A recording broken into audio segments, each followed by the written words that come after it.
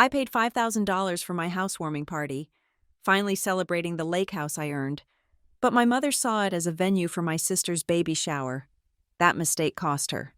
It ended with my stepfather's fist on my face in front of everyone, and it gave me the exact leverage I needed to burn their world down. My name is Lauren Pierce, to the world, and specifically to Denver. I am 32 years old and the Vice President of Data Strategy at Lumina Data Forge. My name is on letterhead. My opinion is quoted in trade journals.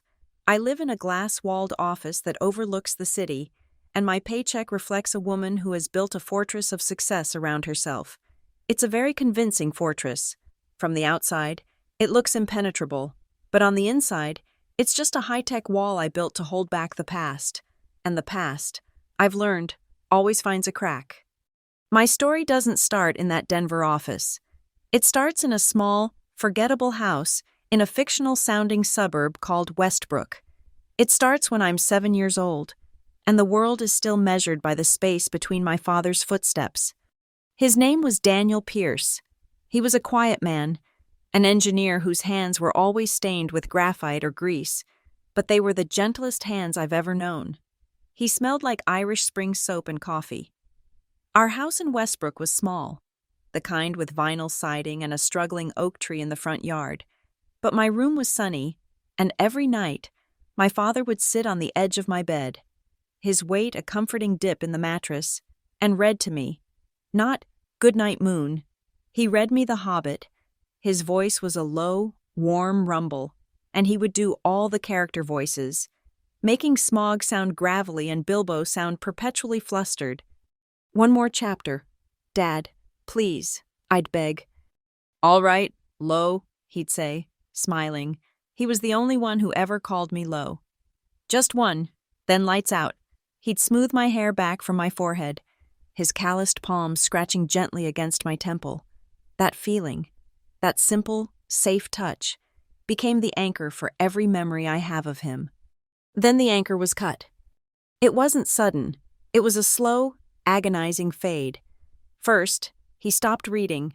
He was too tired. The hospital visits started, and the house began to smell like antiseptic and fear. I was 7. I didn't understand prognosis or aggressive treatment. I just understood that my father's laugh, a sound that used to fill the entire house, had shrunk to a whisper. I remember sitting on the floor by his bed, which was now in the living room, and holding his hand. It was thin, the skin papery. He tried to stroke my hair. "My girl," he whispered, "my smart, brave Lo."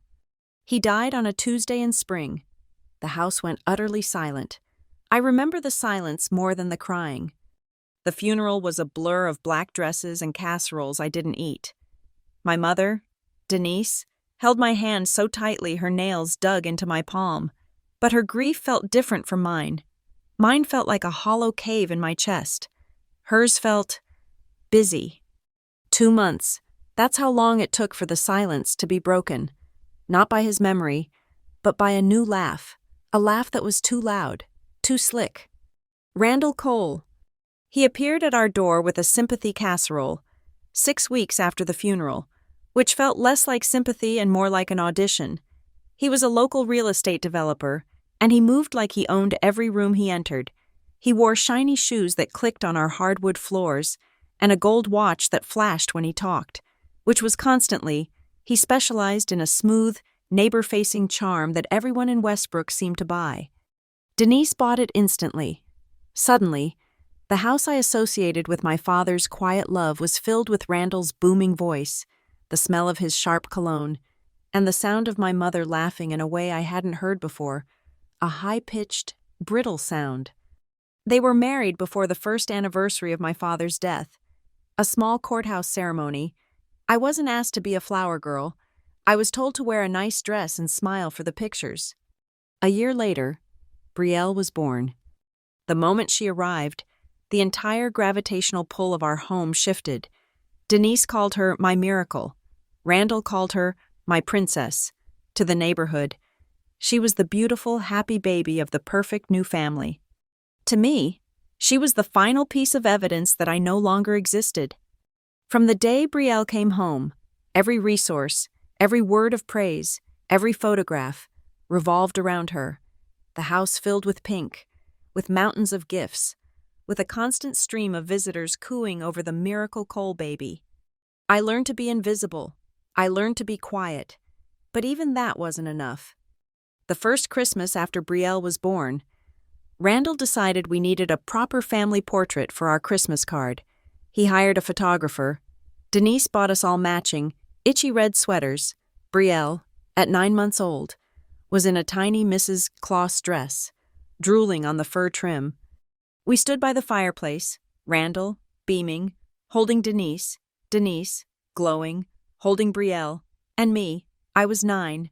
I was standing on the end, trying to manufacture a smile that felt like a lie. "All right, big smile, everyone," the photographer called out. Randall's smile tightened. He nudged Denise.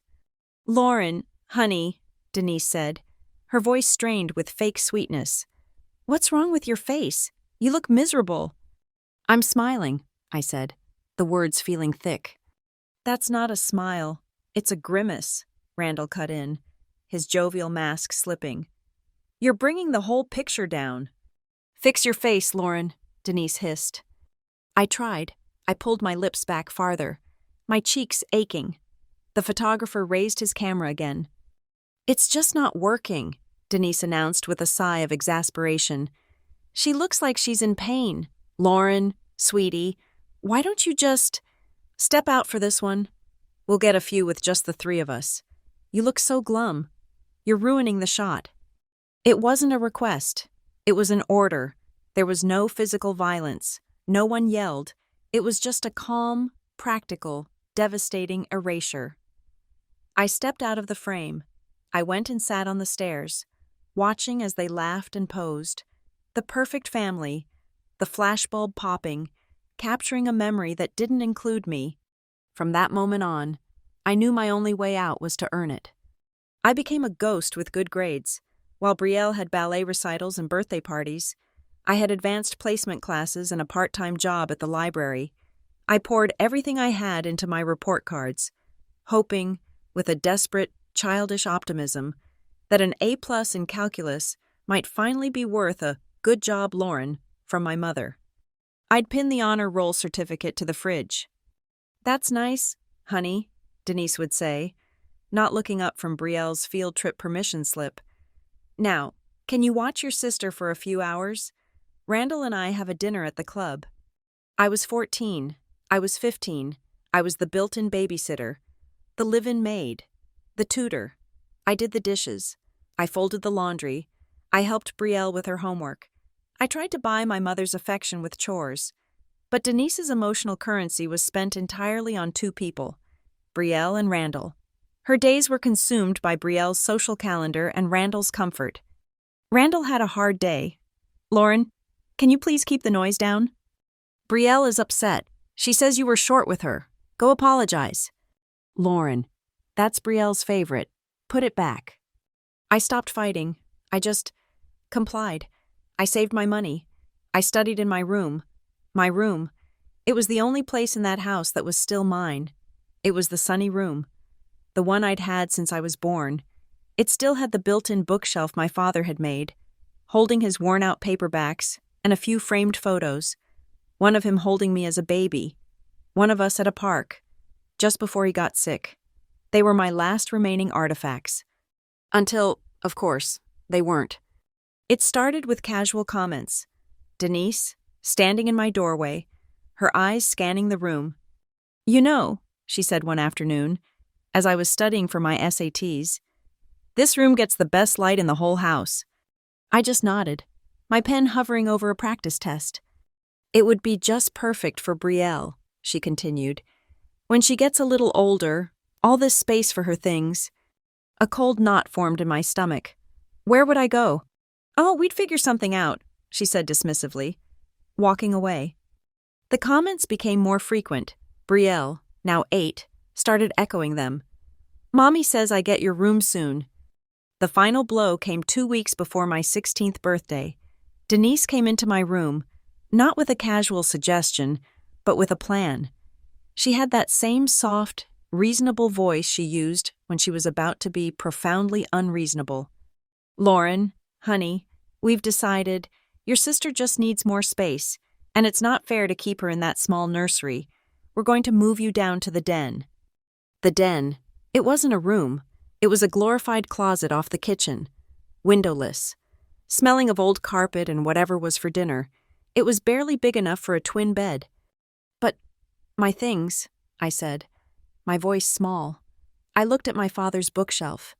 "Oh, don't be dramatic," she said. "We need to clear this room out anyway. Randall says we'll put all this old stuff into storage. Brielle needs a fresh start. We're getting her all new furniture, pink." She didn't ask. She told me. I didn't argue. I didn't scream. I knew, with a certainty that was heavier than any textbook, that it wouldn't make a difference. Arguing would only make me the difficult one, the ungrateful one. That night, while they were at dinner, I packed a single box. When Denise and Randall started moving my things, I didn't watch them carry my father's bookshelf away. I didn't watch them take down the pictures. But I wasn't stupid.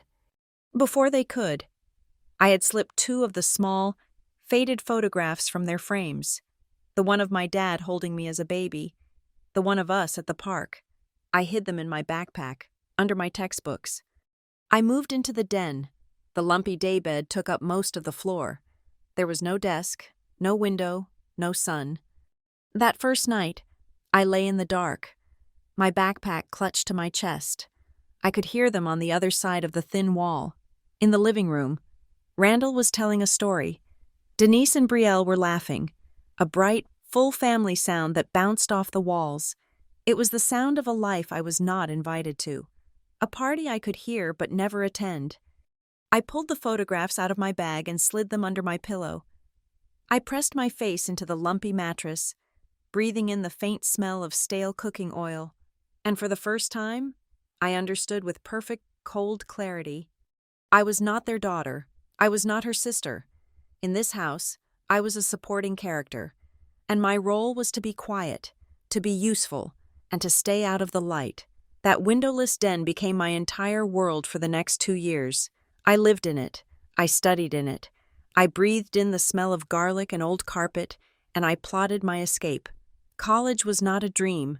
It was an evacuation plan. I mainlined my education.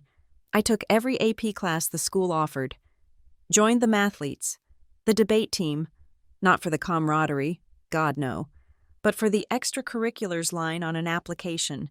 I stopped asking for permission to go to the library and just went. I worked 30 hours a week at the town library, reshelving books and wiping down sticky keyboards, saving every single dollar in a bank account my mother and Randall knew nothing about. They never asked. My high school years were a blur of academic-fueled adrenaline, and no one in that house so much as glanced at my report card. Their lives were consumed by Brielle's new dance lessons, Brielle's quest for the lead in the school play, Randall's obsession with his golf handicap.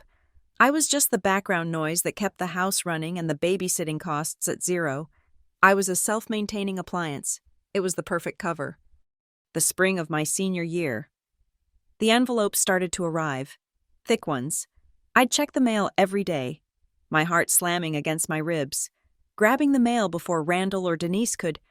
One afternoon, I pulled out a thick, cream-colored envelope with a crimson logo I knew by heart, Redwood University, a prestigious, private university on the East Coast, famous for its nascent data science program. It was my reach. It was my fantasy. I slit the envelope with a shaking finger. "We are pleased to inform you. Program in data science. Merit scholarship covering 50% of your tuition." I read the words 3 times.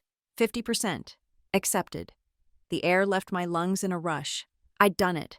I had built a ladder out of AP scores and library shifts, and it was going to get me out of the den. For one stupid, naive second, the old 7-year-old part of me, the part that still wanted her mom, took over. I ran down the hall, the letter clutched in my hand, a wild, unfamiliar bubble of joy in my chest. "Mom!" I was about to yell. "Mom, I got in!" I rounded the corner toward the kitchen and skidded to a stop on the linoleum. Their voices, low and serious, drifted out. The numbers for the club just don't make sense this year. Denise, Randall was saying, his voice a low growl, we're already stretched thin with Brielle's camp. I know, honey. I know. My mother's voice, soothing. We'll cut back. And then there's this college thing, he said. My blood went cold. I didn't breathe.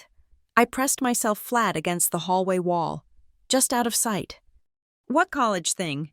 Denise asked, a note of confusion in her voice. Brielle's not even in high school.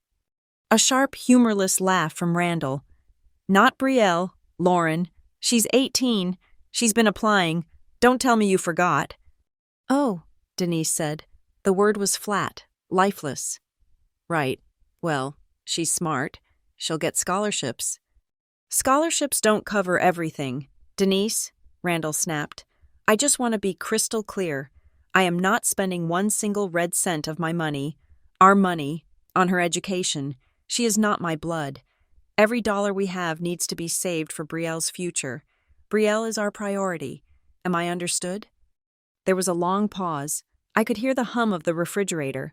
I pictured my mother at the kitchen counter, wringing her hands, her eyes darting to the man who paid for her life. Yes, Randall, I understand, she said. Her voice was practical, all business. You're right. It's not realistic for her to go somewhere expensive. There's the community college over in Westbrook. It's perfectly fine. She can get a job, pay her own way. That's more realistic. Good, Randall said, his voice relaxing, satisfied. That's settled. Then, I stood in the hallway, the thick, creamy envelope feeling like a block of ice in my hand. The bubble of joy in my chest hadn't just popped. It had frozen solid and shattered, the shards sinking into my stomach. It wasn't the rejection that hurt. I had expected that from Randall. It was my mother's speed, the velocity with which she agreed, the cold, practical words she used, realistic. She hadn't just agreed to his terms. She had co-signed my dismissal. I turned, silent as a shadow, and went back to the den. I folded the acceptance letter and slid it under my pillow, next to the 2 faded photographs of my father. My escape plan had a fatal flaw. I had built the ladder, but the rungs were made of money I didn't have, and the people who were supposed to help me light a match to it. The next morning, Denise came to the den. She had to knock, because the door, which didn't latch properly, was the only privacy I had. She didn't come in. She just leaned against the doorframe, coffee mug in hand, wearing her concerned mother face. So, honey, she began, her voice dripping with artificial sweetness. I've been meaning to talk to you. College decisions must be coming in soon. I just looked at her. I didn't give her the satisfaction of an answer. Well, she continued, taking a sip, Randall and I were just talking, and you know how tight things are, the economy, and with Brielle's needs, we just want you to be realistic. There was that word again. We just hope you'll be understanding of the family's situation, she said, her eyes pleading for me to make this easy for her. There's a wonderful community college right here in town. You could live at home, save money, work. It makes so much sense, doesn't it? I stared at her. I watched the words come out of her mouth. She was asking me to give up my future, to stay in this windowless room, to be the live-in help. Also, she wouldn't have to have an uncomfortable conversation with her husband. She was asking me to be understanding. I said nothing. I just held her gaze until her smile faltered, her concerned expression turning to one of irritation. Well, think about it, Lauren, she snapped, her true colors showing. Don't be selfish. She turned and clicked away, her slippers shuffling on the hardwood. I sat on my lumpy bed for a full minute. I felt the old, familiar weight of defeat settle on me. I could give up. I could go to Westbrook Community College. I could become the person they expected me to be, the girl who settled, the girl who was realistic. Then I thought of my father. I thought of his hand on my head. My smart, brave low. Rage, cold and pure, cut through the despair. No, I would not let them win. I pulled my backpack onto my lap, unzipped the front pocket, and pulled out my cheap, pay-as-you-go cell phone. I found the number. I had kept it written on a piece of paper, folded into a tiny square, for years. My hand was shaking, but I dialed. It rang 3 times. "Hello, Lawson residence." The voice was older, crackly, but kind. My grandfather. "Grandpa?" I whispered, and my voice broke. "Lauren?" His voice instantly changed, sharp with concern. "Lo, is that you? What's wrong? Are you okay?" The dam broke. The 17 years of being pushed aside, of being invisible, of being told I was ruining the shot, of being shoved into a closet. It all came pouring out. I told him I got in. I told him about Redwood, the data science program, the 50% scholarship. "Oh, Lauren!" he cried out, and I heard my grandmother, Elaine, in the background. "Harold? What is it?" "She got in. Elaine!" he shouted, his voice thick with pride. "Our Lauren got into Redwood. Can you believe it? Daniel's girl." I was sobbing now. Big, gulping, ugly sobs. But, I stammered. "I can't go."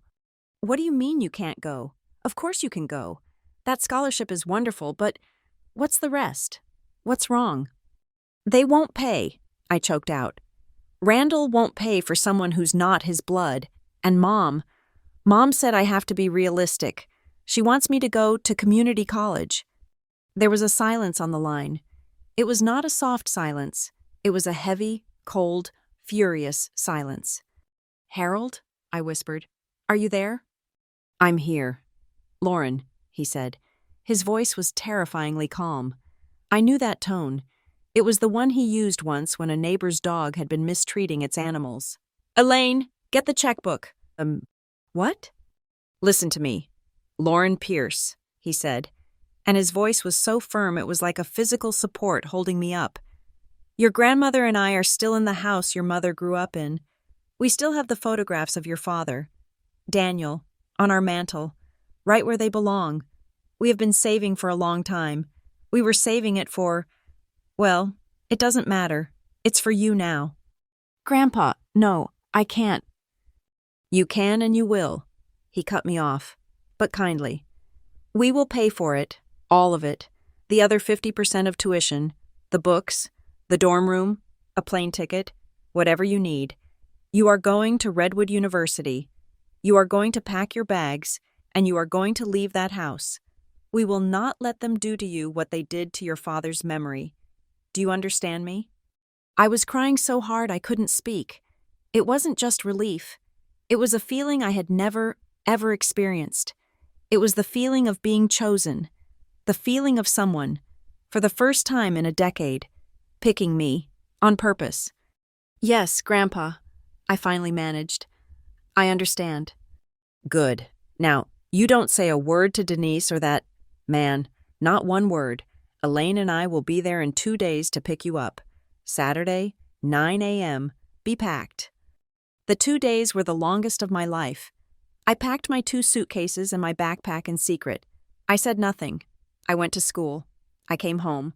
I did the dishes. I was the perfect, invisible daughter. Saturday morning, at 8:59, I dragged my suitcases to the front door. Denise and Randall were in the living room, drinking coffee and reading the paper. Brielle was watching cartoons. "What is this?" Denise asked, looking over her mug as I set the bags down. "I'm leaving," I said. Randall snorted. "Leaving? Running away? Where are you going to go?" At that exact moment, a 9 a.m., a beige sedan pulled into our driveway. My grandfather, Harold, got out. He was not a tall man, but he walked up our driveway like he owned the ground. He rang the doorbell. Denise, confused, opened it. "Dad, what are you—" "I'm here for Lauren," he said, looking past her, his eyes landing on me. "Are you ready, Lo?" I nodded, grabbing my bags. "What is going on?" Denise shrieked, finally understanding. "Lauren, what did you do?" "She did what you should have done," my grandfather said, his voice quiet but echoing in the room. She asked for help. You're taking her? Denise's face was a mask of betrayal, not because I was leaving, but because I had found a way around her. You're going to pay for that. We can't afford that. It's not your money, Denise, my grandmother said, stepping out from the passenger side. It's ours, and we're investing it in the one person in this family who deserves it. Randall stood up, his face red. Now, you wait just a minute. No, Randall, my grandfather said, holding up a hand. You don't get to speak. Not today. Lauren, get your bags in the car. I pushed past my mother.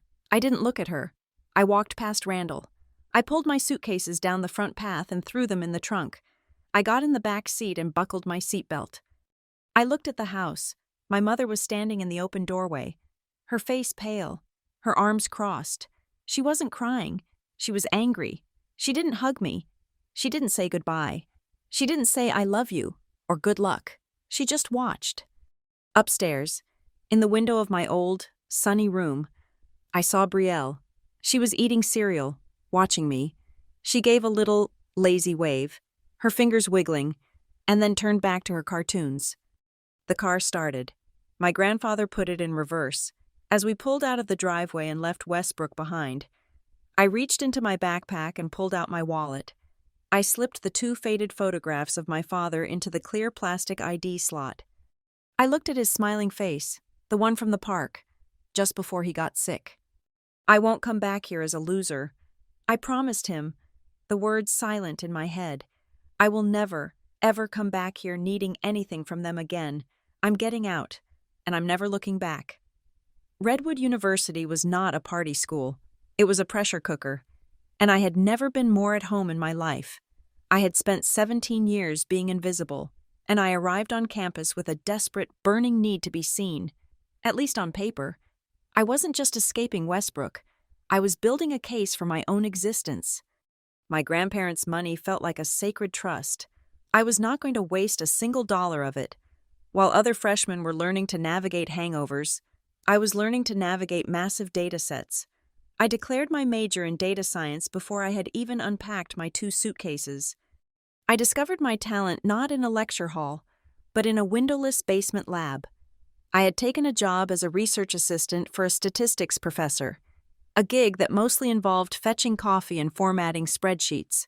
But one night, I was cleaning up a corrupted data file for a study on consumer habits. Everyone else saw noise. I saw a pattern. I stayed up all night, fueled by vending machine coffee, writing a script, a predictive algorithm. I wasn't just cleaning the data.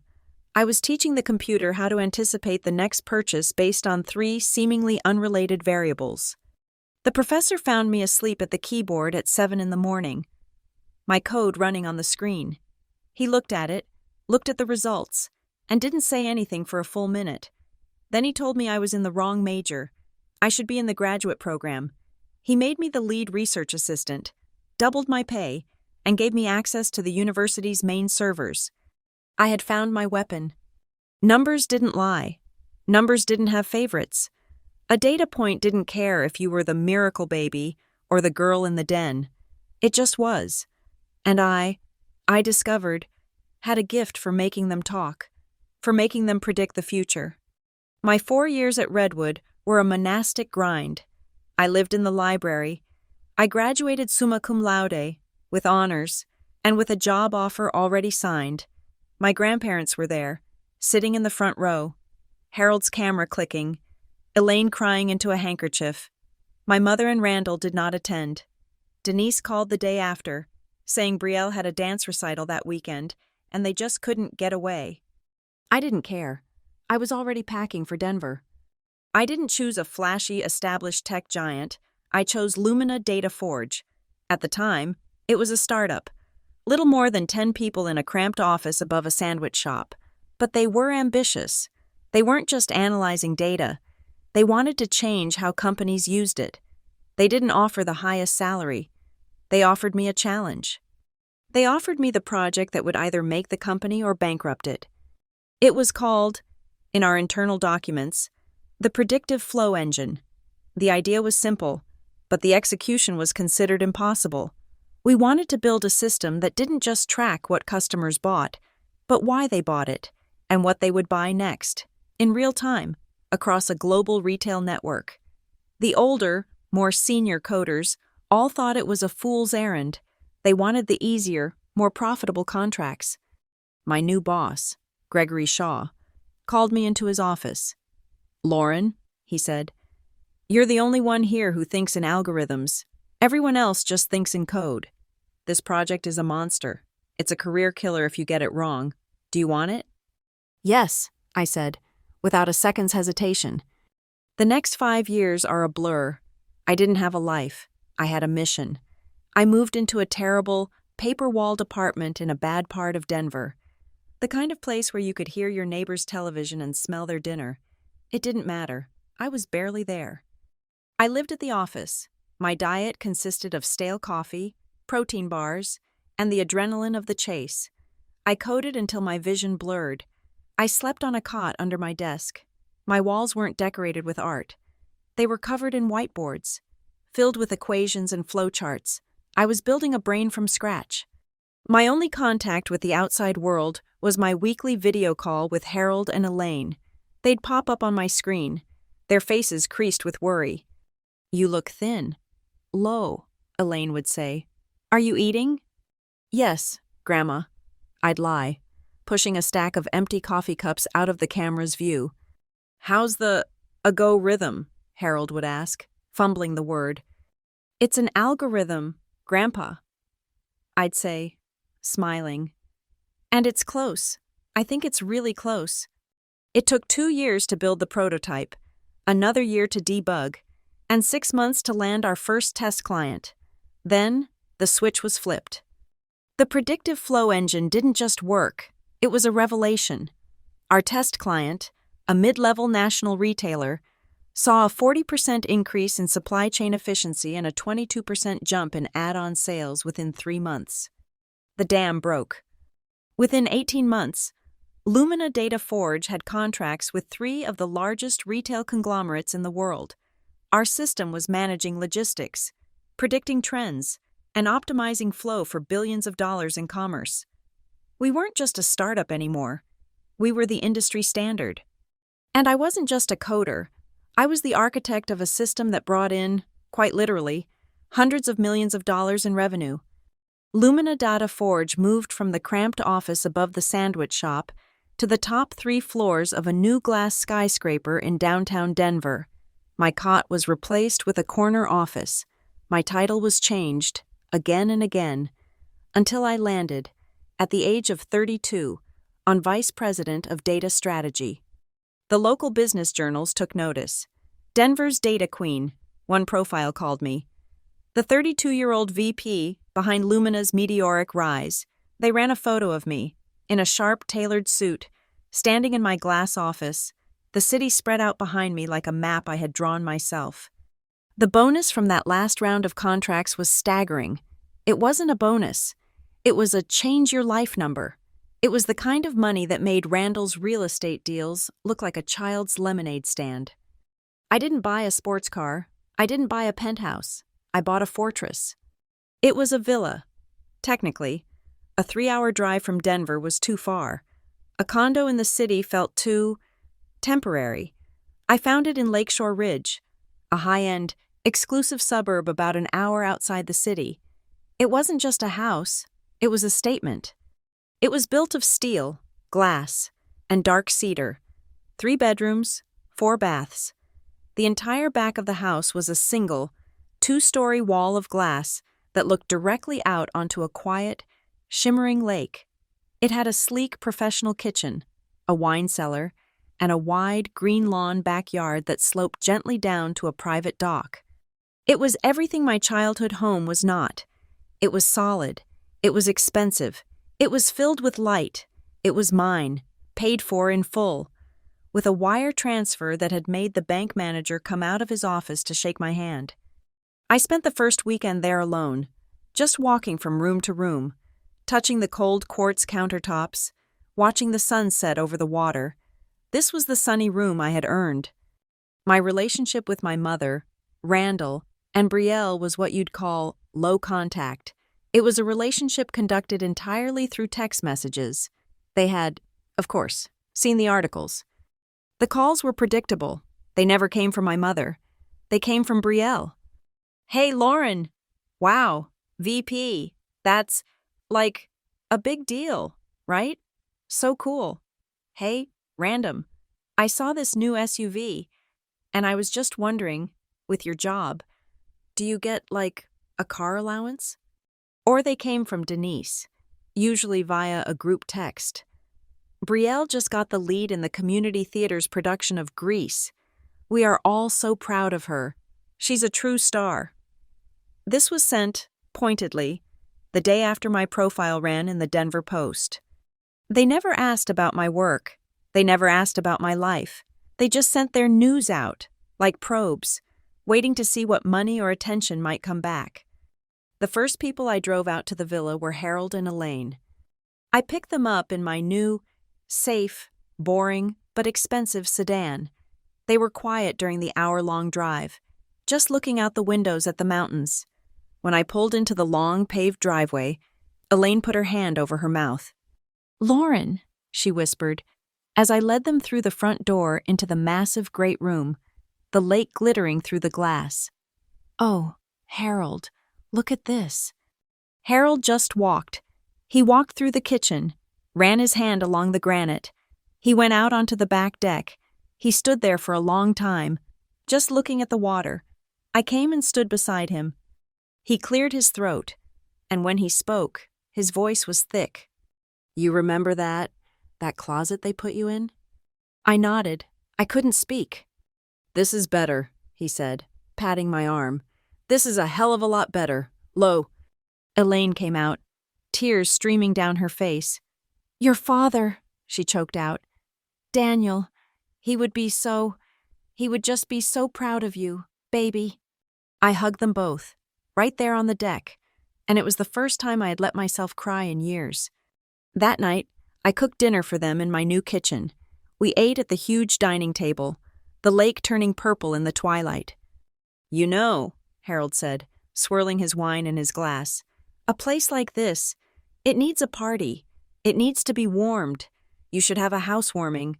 Lauren, nothing big, just a few important people." I froze, a piece of salmon halfway to my mouth. A party. The idea of a party in my space, my fortress, made my stomach clench. Who would I invite? My colleagues from Lumina? My few friends? And then, the unspoken question, do I invite them? Do I invite Denise? Do I invite Randall and Brielle? Part of me, the logical, data-driven VP, screamed no. It was an unacceptable risk. They were a virus, and this was my clean room. But another part, a smaller, more stubborn part.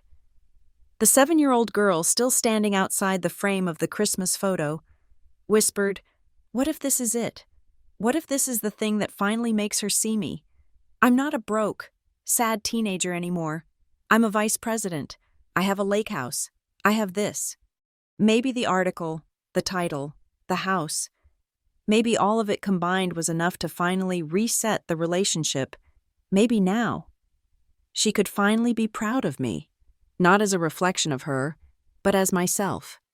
The hope was small, but it was there, a tiny, flickering data point that suggested a different outcome. "Maybe," I said to Harold, my voice neutral, "a small, intimate party, that might be nice." I made the decision that night. I would invite them. I would be the gracious, successful daughter, welcoming her estranged family into her new, beautiful home. I would give my mother one last chance to choose me. It was, I see now, a massive miscalculation, but as a data scientist, I've always known you have to run the experiment to get the data. And oh, I was about to get the data. I waited a week. I let the decision settle, turning it over in my mind like a complex algorithm, trying to find the flaw in the logic. If I provide this input, the invitation, what is the probable output? Denise's reaction. The data was inconclusive. The only way to know was to run the program. I called her on a Tuesday night, standing on my back deck. the lake a sheet of dark glass in front of me. I had my script. "Hi, Mom," I said, my voice carefully neutral, professional. "Do you have a minute?" "Lauren, what a surprise!" Her voice was high, brittle. "I was just saying to Randall, we never hear from you. You never call me. I thought, I'm calling now. I just wanted to let you know. I bought a house." "You what?" "I bought a house. It's out in Lakeshore Ridge, on the water." There was a beat of silence, then the explosion. "On the water? Lakeshore Ridge? My goodness. Lauren, Randall, get in here. Lauren bought a house on the lake." I held the phone away from my ear as I heard him in the background. Her voice came back, pitched with a manic, unfamiliar joy. "That's wonderful, honey. Just wonderful. How big is it? Those places are, well, they're not cheap. That bonus must have been something, huh? How much did it cost? Did you pay in cash? Randall says the interest rates are terrible." The questions came like bullets, a rapid-fire assessment not of my achievement, but of my new net worth. "It's a nice place, Mom," I said, sidestepping, "which is actually why I'm calling. I'm thinking of having a small party, a housewarming, just to, warm the house." "A party? What a fabulous idea," she gushed. "Yes, we'll come. When is it?" "I was thinking in about 3 weeks, a Saturday. I'm keeping it small, just 20, maybe 25 people. You, Randall, Brielle, Grandpa and Grandma, a few people from work." This, apparently, was the wrong thing to say. 25 people? Her voice dipped, suddenly disappointed. "Lauren, a house like that, in that neighborhood. You can't just have 25 people. It's an opportunity. You need to make an impression. You need catering. You need... Oh, there's so much to do. Mom, I don't want a big..." I know, she cut me off, her voice shifting into that smooth, reasonable tone she used when she was about to take over. "You're just so busy. I know. I read about you." "Data queen." She laughed, a sound like gravel. "You're a vice president. You don't have time to be worrying about hors d'oeuvres and flower arrangements. Let me do it." I froze. "What?" "Let me plan it. It would be my gift to you. My way of, celebrating you. You just focus on your big, important job, and I'll handle everything. The invitations, the caterer, the decorations. It will be perfect. A real party. Lauren, something that shows everyone just how well you've done." My first instinct, the one honed by 17 years of data, was a hard, cold no. The risk was astronomical. The variable, Denise, was notoriously volatile. But the 7-year-old girl was still there, whispering, "She wants to help. She's proud. This is the reset." "I don't know, Mom," I said, hesitating. "That's a lot to ask." "It's not asking if I'm offering," she said brightly. "It's what mothers do. Now, to do this right, we'll need a proper budget for a high-end caterer and some really nice rentals, plus decorations. I'd say, give me $5,000. That should be more than enough to make it spectacular. A drop in the bucket for you, I'm sure." $5,000. The number hung in the air, cold and sharp. It wasn't, "I'll see what things cost." It was a flat, upfront demand. I saw the red flag. It was waving so hard, it was practically a hurricane. And yet, at that exact moment, my work phone, sitting on the patio table, lit up. An email from Gregory Shaw. Subject: Urgent. PFE 2.0. Launch. Europe. My life for the next 3 weeks was not my own. We were launching the predictive flow engine in the European market. It was a multi-million-dollar expansion, a logistical and data integrity nightmare that required my personal oversight 24/7. We were coordinating with teams in London, Berlin, and Paris. I was on conference calls at 3 a.m. I was debugging code from partners who spoke broken English. I was, quite literally, too busy to sleep, let alone plan a party. I looked at my work phone, buzzing with the weight of my real life. I looked out at the dark, empty lake, What was $5,000? It was, as she said, a drop in the bucket. It was what I billed for an hour of consulting. If I paid it, I wouldn't have to do anything. I could just show up. I could let her do this. I could let her try. Okay, I said, the word feeling strange on my tongue. Okay, Mom, 5,000. You can plan the party. Her squeal was deafening. Oh, Lauren, you won't regret this. It will be the most perfect day. I'll put a check in the mail for… Oh, wait, checks are so slow. Can you just wire it? I'll wire it tomorrow, I said, feeling numb. Wonderful. Oh, one more thing, she said, her voice casual. I'll need a key. A key? To the house, she laughed, like I was an idiot. How am I supposed to let the caterers in? How am I supposed to set up the decorations if I can't get in? I'll need to be in and out of there all week. Right, of course. My hand was already reaching for my laptop. It's a smart lock. I'll send you a scan of the temporary QR code. You can use your phone. Perfect, I heard her cup the phone, her voice muffled. She's sending a key. Yes, she is. Then, a new voice, a voice I hadn't heard, a voice I despised. Randall. Just make sure it's not a temporary code. Denise, he boomed, clearly taking the phone from her. Lauren, Randall here. Listen, your mother is going to be driving back and forth, back and forth. Don't make her mess with some QR code that expires. Just give her the main guest access. Make it easy on her. She's doing you a huge favor, after all. His voice, slick with fake generosity, made my skin crawl. He wasn't asking. He was telling me. He was establishing the terms of my surrender. The VP in me, the one who negotiated multi-million-dollar deals, knew exactly what to say. No, that's not feasible. I will provide a one-day vendor access code. But the girl in the den, the one who was just so tired of fighting, just folded. Fine, I said. I'll send the main guest access scan. That's the spirit, he boomed. See?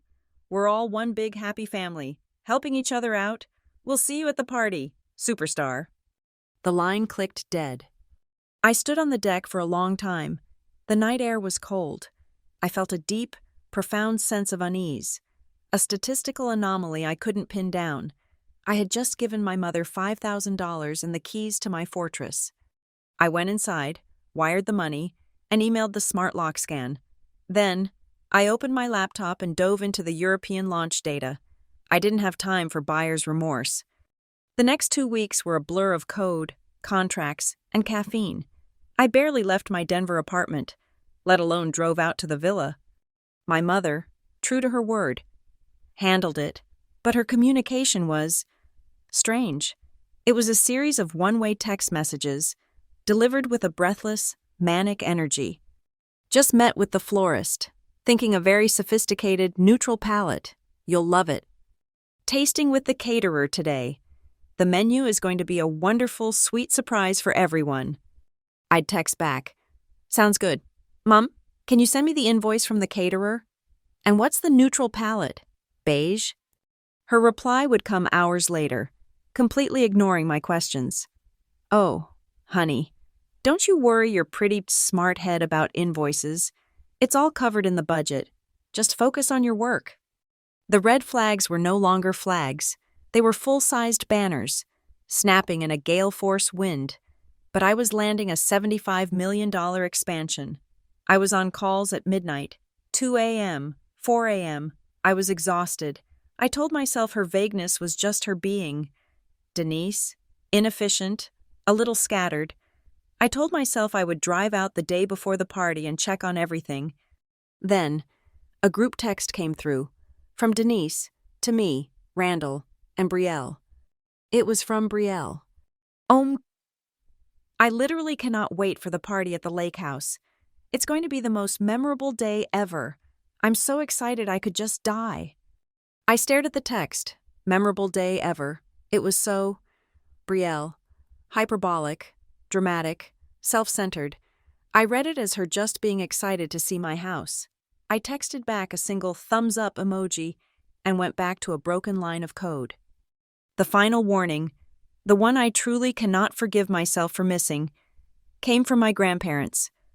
Harold called me 3 days before the party. "Lo, we got the invitation." "Great," I said, my ear pressed to the phone, my eyes scanning a complex user agreement. "I'll see you Saturday." Then, "Well, that's the thing," he said, and I heard the confusion in his voice. "The invitation is, well, it's very lovely, thick cardstock, but it's odd." "Odd how?" I said, distracted. "Mom's planning it. Odd is probably her brand. It just says, 'You are cordially invited to a special celebration at the new home of Lauren Pierce.' It doesn't say housewarming. It's just a special celebration. Is there something else we're celebrating?" I finally stopped typing. "A special celebration?" "Yes, that's what it says. Your mother's name is at the bottom. Hosted by Denise Cole. Is everything all right, Lauren?" I should have stopped. I should have hung up, called my mother, and demanded an answer. I should have driven straight to that house. My $75 million deal be damned. But I was tired, and I was arrogant. I was the VP who could see the future in a billion data points, and I couldn't imagine a scenario that my mother, my inefficient, scattered mother, could create that I couldn't handle. "It's fine, Grandpa," I said, forcing a laugh. "She's just being dramatic. It's a housewarming. I'll see you Saturday at 2. I hung up. I went back to my code. The day before the party, I was still in Denver. I was in the main boardroom at Lumina Data Forge, on the top floor. My city spread out below me. Gregory Shaw was on one side. Our European legal team was on the video screen, and I was on the other. "They've agreed to all our data integrity terms, Lauren," Gregory said, a rare smile on his face. "The final contract is here. It's done." He slid the heavy stock paper across the polished mahogany table. I picked up the heavy, expensive pen. I signed my name, Lauren Pierce, Vice President. It was the single largest deal in the company's history. We had done it. My engine was going global. My phone, sitting on the table, buzzed. A Facebook notification. Gregory raised his champagne flute. "A toast to Lauren Pierce, the woman who made it all happen." I smiled, feeling a genuine, uncomplicated wave of triumph. I picked up my phone, just to silence it, and I saw the notification. "Denise Cole has tagged you in a new album, getting ready for the big day." I tapped it, still smiling from the toast. The smile evaporated. The photo was of my backyard, my beautiful, sloping lawn, my glass-walled house, and it was covered in pastel pink and baby blue balloons. There was a massive vinyl backdrop strung between 2 trees, and in giant, looping cursive, it said, "Welcome, Baby Cole." It wasn't a notification. It was a digital slap in the face. I was in my Denver apartment, not my office. It was late, past 11 at night. The high from the European contract had finally faded, leaving behind the bone-deep exhaustion of a 3-week adrenaline binge. I had poured myself a very expensive glass of scotch, kicked off my heels, and collapsed onto my sofa, planning to stare at the city lights and do nothing for at least 8 solid hours. My phone buzzed on the coffee table, a Facebook notification. "Denise Cole has tagged you in a new album, getting ready for the big day." A wave of annoyance. I had forgotten. The party. It was tomorrow. I sighed, picked up the phone, and tapped the screen. A lazy, tired motion. I expected to see a few blurry photos of my mother struggling with a flower arrangement. The screen lit up with the album's cover photo, my backyard, my lake, my glass-walled house, and a sea of pastel blue and pink. The scotch glass stopped halfway to my lips. Looming over my pristine, professionally landscaped lawn was a massive, cheap-looking vinyl backdrop, the kind you order from a party website. It was strung between 2 young birch trees, and in a giant, saccharine, looping script, it said, "Welcome, Baby Cole." The air in my apartment became very still. The city noise outside faded. I felt a sudden, icy jolt, as if I'd been plunged into a vat of cold water. "What?" I whispered the word to the empty room.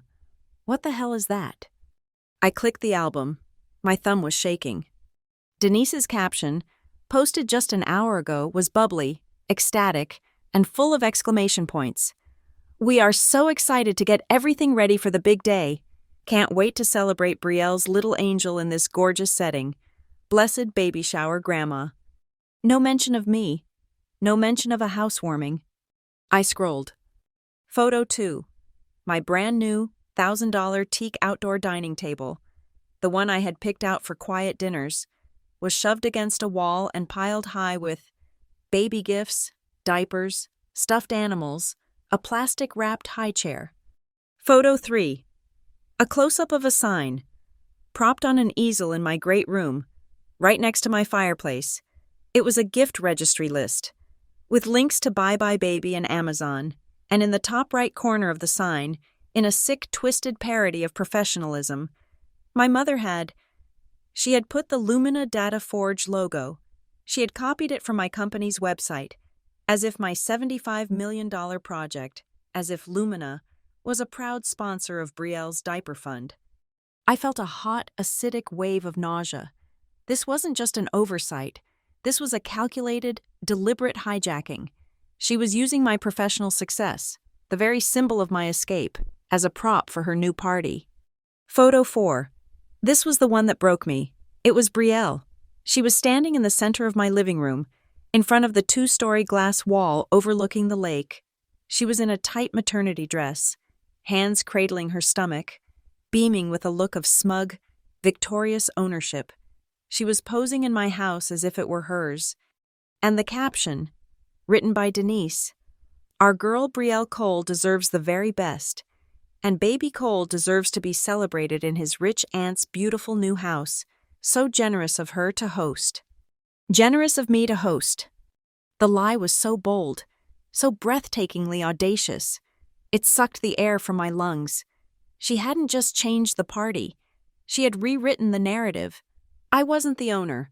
I was the rich aunt, the host, a supporting character in my own home. Again.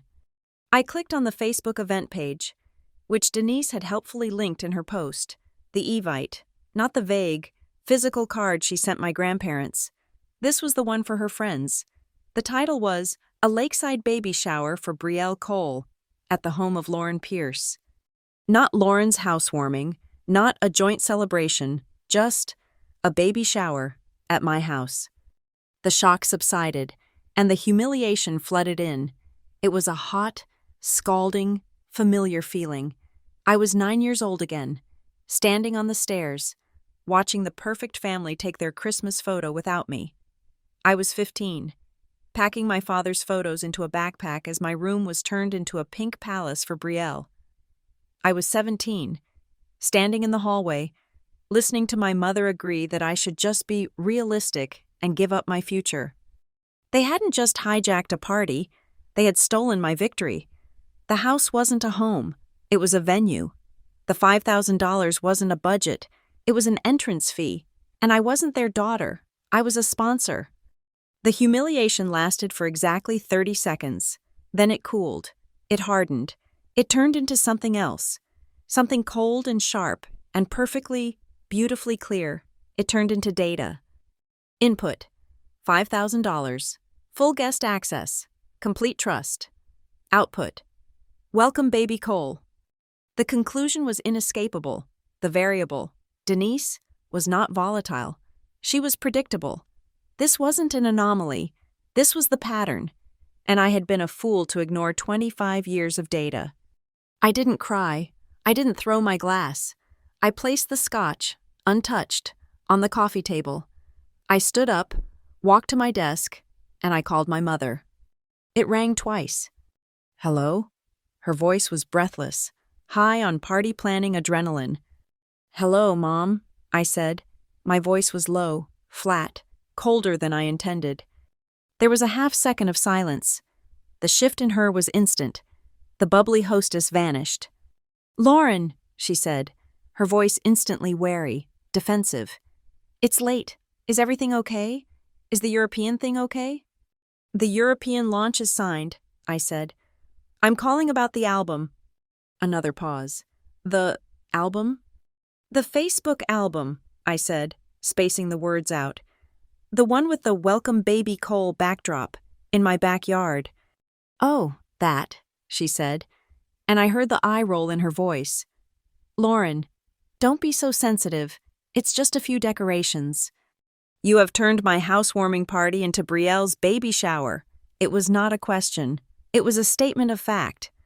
Well, yes, she said, her voice shifting from defense to offense, the classic Denise pivot. And what is so wrong with that? I was, for a moment, genuinely speechless. The sheer nerve of the admission. What's wrong? I repeated. What's wrong is that I paid $5,000 for a housewarming. I gave you the keys to my house for my party. And it is a party, she said, her voice rising, getting louder, stronger. Lauren, you have to be practical. Brielle needs this. You don't need a housewarming. You already have the house. You have everything. There it was, the exact, perfect summation of her entire worldview. You have the big job, the big title, the big house on the lake, she spat, and now the jealousy was rolling off her in waves, thick and sour. You have everything. What does Brielle have? She has nothing. She's 23. She's not married, and she's got a baby on the way with a man who can barely hold a job. She needs this. She needs a good day. She needs gifts. She needs support. And that's my responsibility? I asked, my voice dangerously quiet. To pay for her gifts? With my house? It's your sister's responsibility, she shrieked. My God. Lauren, have you no compassion?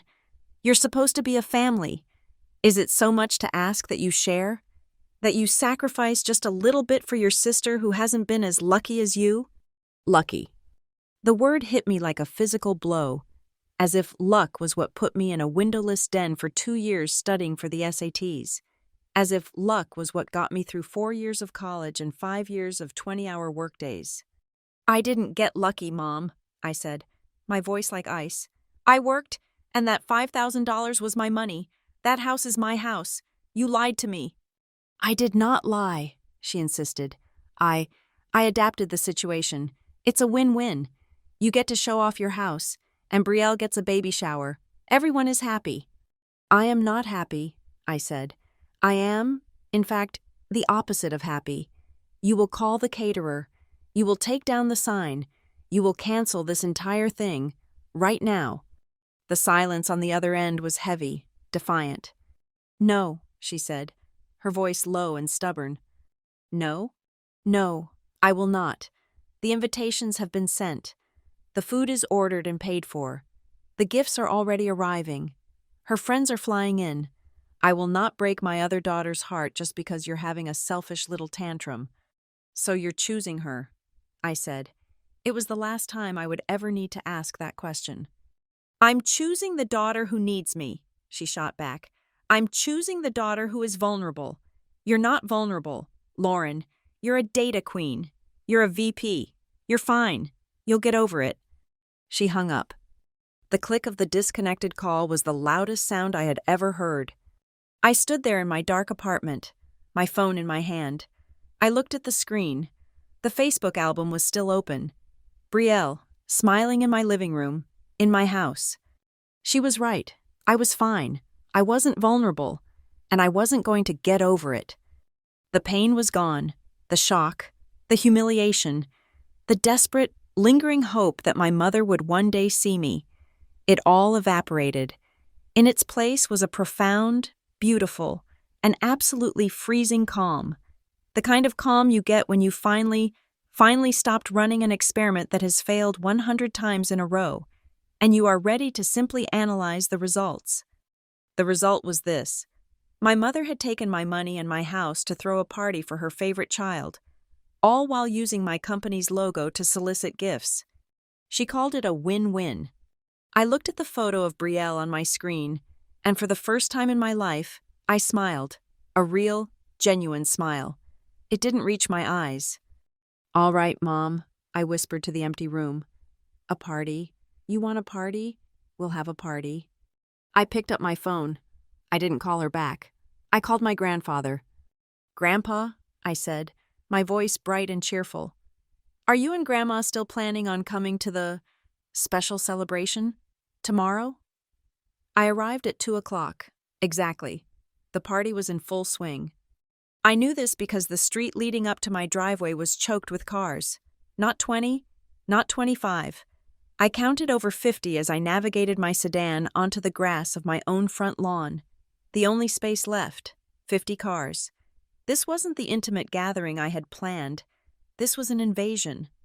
I sat in the car for a moment, my keys in my hand. I had spent the morning in Denver, in a 2-hour briefing with my European legal team. My mind clear, my voice crisp. I felt that same clarity now. I was not a guest. I was not the rich aunt. I was the owner. I was the VP. And I was walking into a hostile data environment I had paid for. I got out of the car. I didn't go through the front door. I walked around the side of my house, following the manic, high-pitched sound of a woman's laughter. My backyard, my beautiful, serene, glass-walled view, was a circus. It was exactly as the Facebook photos had promised, only worse, because now it was filled with people I didn't know. Strangers were drinking presumably my $5,000 wine on my deck. They were admiring my view, and everywhere, was the pastel pink and blue. The Welcome Baby Cole sign dominated the yard, flapping gently in the breeze off the lake. There was the gift table, now an obscene mountain of boxes, plastic, and bows, diapers, a stroller, a car seat.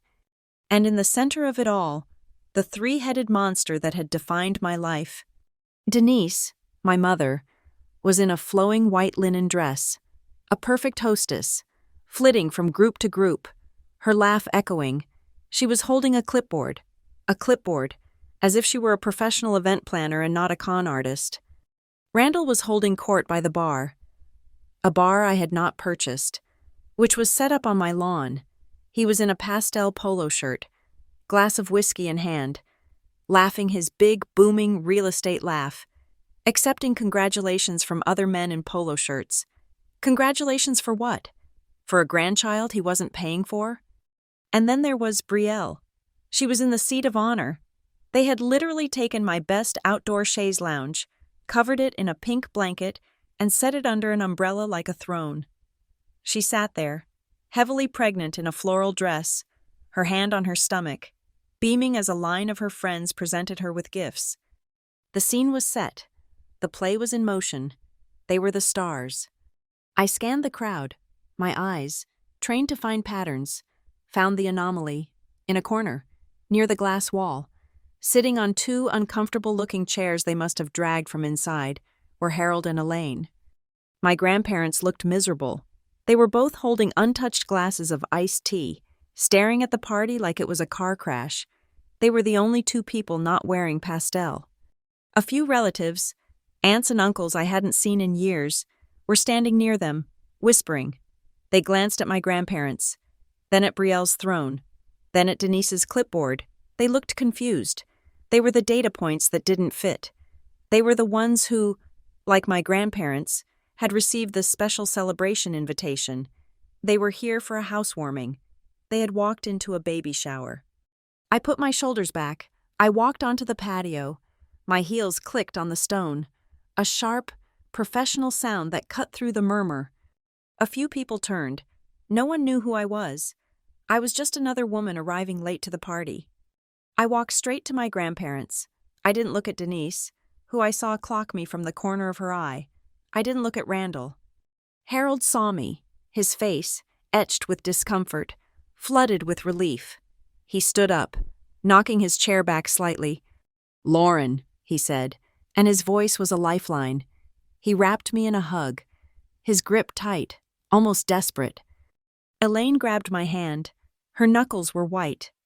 "Lo," she whispered, her voice trembling with a quiet fury. "We didn't know. We thought it was for the house. We got here. And all this? She waved a shaky hand at the Welcome Baby Cole sign. She didn't ask you, did she? That girl, your mother, she didn't ask your permission. I squeezed her hand. I looked at Harold. No, Grandma, she didn't. We should leave, Harold said, his jaw tight. This is a disgrace. No, I said. My voice was calm, and their eyes snapped to mine, surprised by the steel in it. You're not leaving.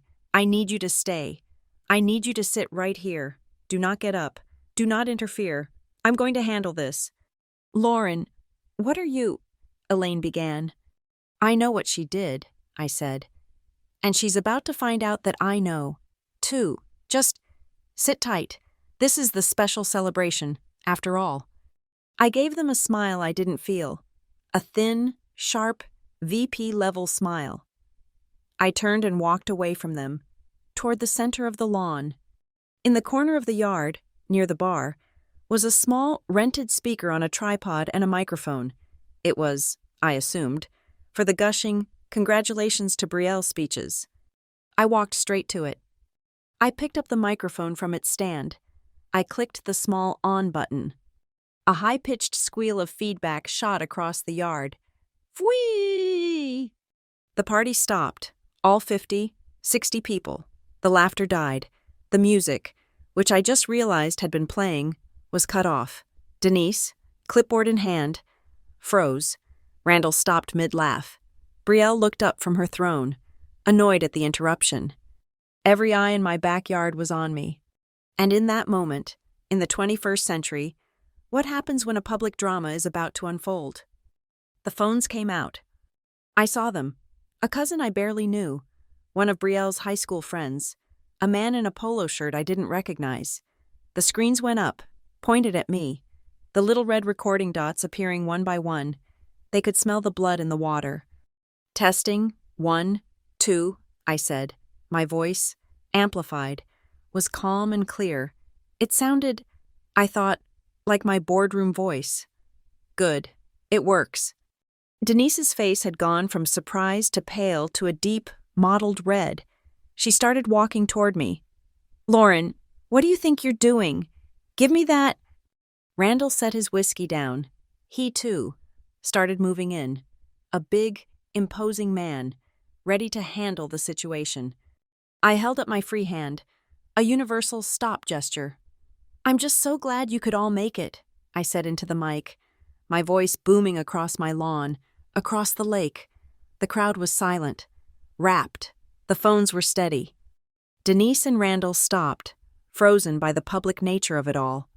My name is Lauren Pierce, I continued, letting my eyes sweep the crowd. And I have a few thank yous to get out of the way. First, I want to thank you all for coming to my beautiful new home. I paused. I am the owner. I know there's been some confusion about that. I bought this house and this land with my own money. Denise hissed. Lauren, stop it. I ignored her. I also want to thank my mother, Denise Cole. I turned and looked right at her. Her face was a mask of panic. I want to thank her for agreeing to plan my housewarming party, the party that I, her daughter, hired her to plan, the party for which I transferred her $5,000. A gasp rippled through the aunts and uncles, the whispering section. Their confusion was crystallizing. So you can imagine my surprise, I said, my voice hardening. When I saw the decorations, because I paid for a housewarming, but my mother delivered a baby shower, a bait and switch, to celebrate my sister, Brielle. You selfish bitch! Brielle shrieked from her throne.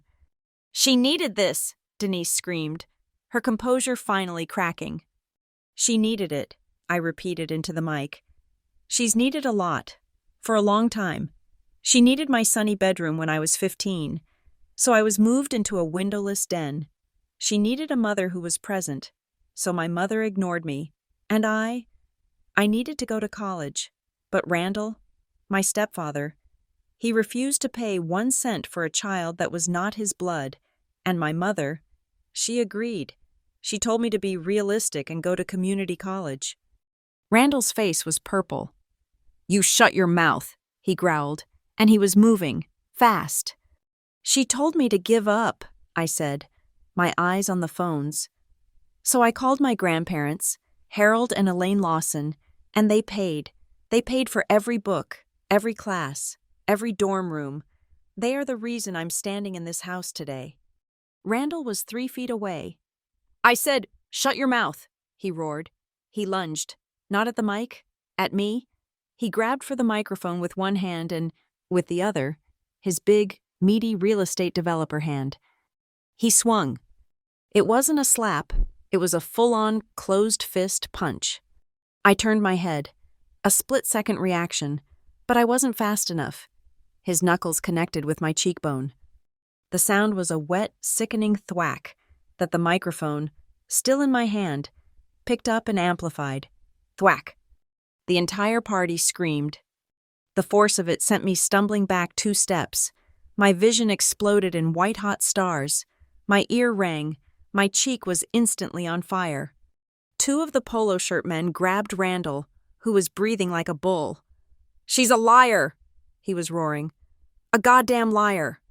I stood there, stunned. For 1, 2, 3 seconds, my vision cleared. The phones were still on. They were all pointed at me, at Randall, capturing the single most valuable piece of data I had ever acquired. I raised my left hand, very slowly, and touched my cheek. It was already swelling. It hurt. Then, I brought the microphone back to my lips. The crowd went dead silent. "Thank you, Randall," I said. My voice was hoarse, but it carried. "Thank you. Now everyone understands why I left this house at 18. I let the silence hang. I let them drink in the sight. The vice president with a split lip. The selfish daughter who had just been assaulted by her stepfather for speaking the truth. I turned, my back to the monster, and I looked at my grandparents. They were both on their feet. Elaine's face a silent "oh" of horror. I raised my glass of water, which was still on the speaker stand. "I want to make one last toast," I said, my voice shaking now, not from fear, but from a lifetime of suppressed rage. "I want to thank the only 2 people who ever chose me, Harold and Elaine Lawson. Thank you. Thank you for paying my tuition. Thank you for giving me the chance that my own mother and stepfather refused." My grandfather, his face white, his eyes 2 chips of blue ice, took a step forward. He was not a tall man, but he seemed to take up the entire yard. And he spoke, not to me, to the crowd, to Denise. "I have something to say, too." Harold's voice boomed, clear and strong, no microphone needed. "Since this is a day for announcements, Elaine and we met with our lawyer last week. We amended our will." My mother's head snapped toward him. Her eyes, which had been on me, were now on her father. The panic in her face was new. It was not about social standing. It was about money. "Every cent," Harold said, his voice ringing with absolute finality, his finger pointing not at me, but at my mother. "Every dollar, every property, every stock certificate. It's all going to Lauren, not you. Denise, not your miracle. It is all going to the granddaughter you threw away." I looked at my mother. She was, for the first time in her life, silent. Her mouth was open. Her skin was a gray, pasty white. She looked from her father, to me, and then, instinctively, her eyes darted to the phones. She was trapped, the white-clad hostess, the grieving mother, the financial failure, and all the little red lights were on, catching her, preserving her. In the middle of a party she had stolen, in a house she would never own, in the data-driven world I inhabit, we have a term, going critical. It's the moment a process achieves a self-sustaining chain reaction. Randall's fist connecting with my face was the catalyst. The 50-plus phones in my backyard were the reactors. The party didn't just end. It evaporated. It was as if a bomb of pure distilled shame had detonated. Amid the screams, my mother's final choked sob, and my grandfather's lion-like roar for them to get off her property, now, the guests fled. They scattered like panicked birds, carrying my $5,000 catering into go boxes and a story that would be gold in Lakeshore Ridge for a decade. By the time I had an ice pack pressed to my cheek, my hand was shaking. I'll admit, and my grandparents were on the phone with their lawyer. The first video was already online. It was posted by a distant, 19-year-old cousin of mine, someone I hadn't even recognized. She had been one of the first phones up. She posted it to TikTok, not Instagram, the platform of maximum velocity. Her caption was not subtle. My Aunt Denise, the psycho in white, stole my successful cousin's new house for a baby shower. Then my step-uncle Randall punched my cousin in the face when she called them out. This is my family. I'm so disgusted. She set the video to a very popular, very dramatic piece of audio. It didn't just go viral, it was a digital inferno. Before I had even finished my first cup of coffee the next morning, my cheek a swollen, painful, purple and yellow mess, it had 1 million views. By Monday, it was at 10 million. By Tuesday, it was being stitched, duetted, and reposted on every platform. The internet, in its infinite, chaotic wisdom, had a single unified reaction: burn them. The clip was short, brutal, and perfect. It had a clear victim, me, the calm VP. It had a clear, hysterical villain, Denise, shrieking about need.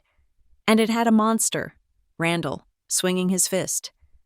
My grandfather's speech about the will was the satisfying conclusion, the get wrecked that the internet lives for.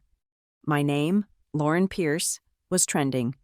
Randall Cole, Lumina Data Forge, and Welcome Baby Cole were also trending. The comments under the video were a tidal wave of delightful, unhinged fury. He punched a VP at her own lake house. He punched a VP. The audacity is funded by whitemaleprivilege.com. Denise is the final boss of entitled narcissistic mothers. She stole $5,000 and a house. The real MVP is Grandpa. I amending the will. We stan a king who protects his real investments. Someone find where Randall Cole works, now. Oh, they found him. They always find him.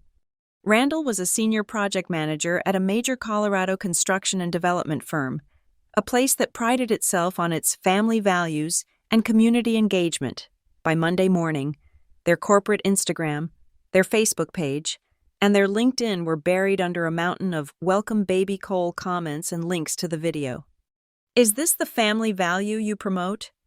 One of your managers assaults women on camera. Is he building my house? Fire Randall Cole. On Tuesday, the firm's PR department, clearly in a full-blown panic, released a statement. Apex Construction and Development is aware of a disturbing personal video involving one of our employees. We want to be clear that we do not condone violence in any form.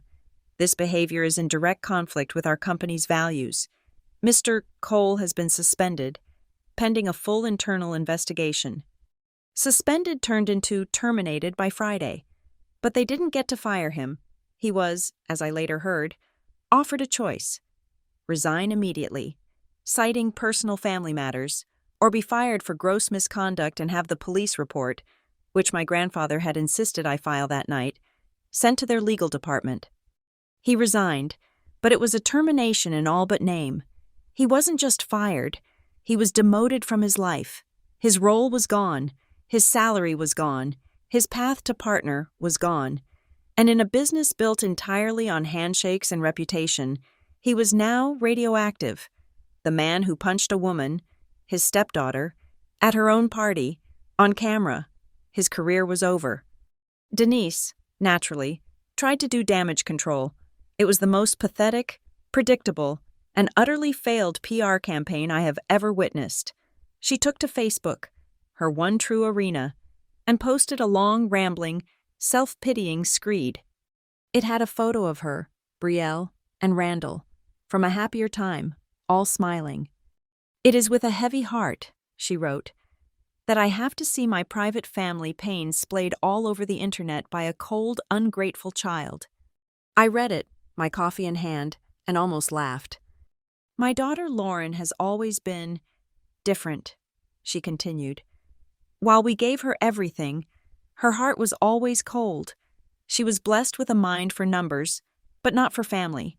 She took advantage of her loving grandparents, poisoning them against her own mother and sister, and has now selfishly chosen to hoard their money for herself. The small misunderstanding at her party, a party we were trying to make beautiful for her, was twisted by her greed. We are the victims. Here, please pray for my daughter Brielle, whose special day was ruined by her sister's cruel, calculated stunt. The comment section was not what she expected. Ma'am, he punched her in the face. Ungrateful child? She's a VP who paid you $5,000 for a party you stole. Poisoning them? Your father-in-law literally amended his will on the spot because of what you did. You are a narcissist. I am praying. For Lauren. The post was deleted within 3 hours. Brielle, not to be outdone, took to her Instagram stories. It was a series of tearful close-up videos, filmed from her bed. You guys, she sniffled, her mascara running. You have no idea what I'm going through. My one special day, my baby shower, it was just ruined. She burst into a fresh set of sobs. My sister, she has everything, a huge house, all that money, and she couldn't let me have one thing. She couldn't let my baby have one day. This also backfired spectacularly. The internet's investigators immediately dug through her public Instagram feed.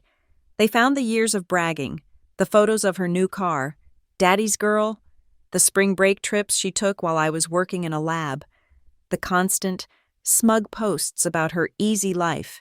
They stitched her crying video next to a video of her bragging about a new designer bag Randall had bought her. The narrative was set, and it was not in her favor. She was Brielle the scammer, the golden child parasite. She, too, set her account to private. And me? I said nothing. I had a swollen, bruised cheek that was a magnificent shade of purple. I took exactly 1 day off. The Sunday after, on Monday, I was back at Lumina. I had my hair styled to gently cover the worst of the bruise. I wore my sharpest, most expensive suit. I walked into that glass-walled office, my head high, and I got to work on the European integration. My silence was the most powerful statement I could have made. I didn't engage. I didn't post. I didn't comment. I was the VP. I was the professional. I was the victim of an unhinged assault, and I was back at my desk, running a multi-million-dollar project. I was, as the internet decided, an unbothered, focused queen. My professional life exploded, in a good way. Lumina's PR was, at first, terrified. The last thing a data firm wants is messy public drama. They were getting interview requests for me from everyone from the local Denver News to People magazine. They called me into an emergency meeting. Lauren, our head of PR said, her face pale. We need to contain this. Contain what? I asked, taking a sip of my coffee. I was assaulted at a private event at my home. I filed a police report. The rest is just noise. We need a strategy, she insisted. My strategy, I said, is to do my job. The integration of the predictive flow engine into the European market is my only priority. I have no comment on my private family matters. I was, in essence, handling it the way a man would. I was treating it like a personal, unfortunate, and irrelevant distraction. They loved it. My CEO, Gregory Shaw, called me into his office at the end of the week. He closed the door. He didn't look like a CEO. He looked like a father. First, he said, how's your face? It hurts, I said honestly. But the makeup is excellent. He nodded, a grim look on his face. What Randall Cole did is medieval. He'll never work in this state again. I've already made a few calls. Thank you, Gregory. That wasn't necessary.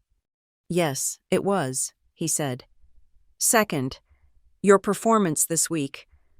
Under this insane pressure has been remarkable. The European team hasn't missed a beat. You're a rock, Pierce. Thank you, sir. But, he said, and he leaned forward, his tone changing. That's why I called you in here. You're a data scientist. You're brilliant at finding the pattern, at seeing the next move. But these people, your family, they are not logical data points. They are cornered, desperate animals. I went still. What do you mean? I mean, your mother, your stepfather. You didn't just embarrass them. You and your grandfather. You just cut off their entire financial future. Randall is unemployed. Your mother is a pariah. And they know you are about to inherit a significant amount of money, on top of the FU money you already make here. What do you think their next move is? I hadn't thought about it. I had been so focused on the victory. They're going to come after your money. Lauren, he said, his voice flat. They're not going to sue for slander. They know they'd lose. They're going to get creative. They're going to try to get a piece of you. You need to lock down your assets. You need to talk to your lawyer. You need to assume, from this day forward, that you are under financial attack. A cold chill ran down my spine, a feeling I hadn't had since I saw the Welcome Baby Cole sign. He was right. My grandparents, for their part, were taking no chances. They had already been to their lawyer's office, in person. Harold called me that night. It's done. Lo, he said, his voice firm. We sent a certified letter to your mother. Our lawyer, Mr. Clark, sent it. It states, in no uncertain terms, that the will is updated. It is final, and it is ironclad. It's all yours. The house, the investments, all of it. He also included a very sternly worded cease and desist regarding any contact with you.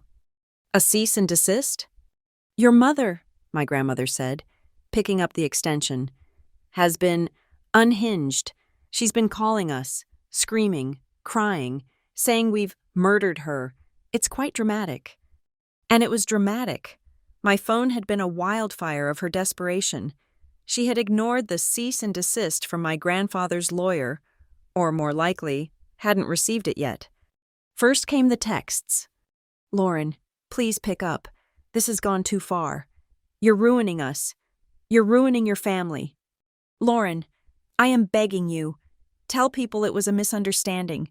Tell them Randall didn't mean it. You're destroying his life. Are you happy now? Are you? Randall lost his job. We're ruined. This is what you wanted, isn't it? To destroy us? Then came the threats. You think you're so smart. You and those old fools. You will give me my inheritance. I am your mother. The law will be on my side. Take the video down. Take it down now.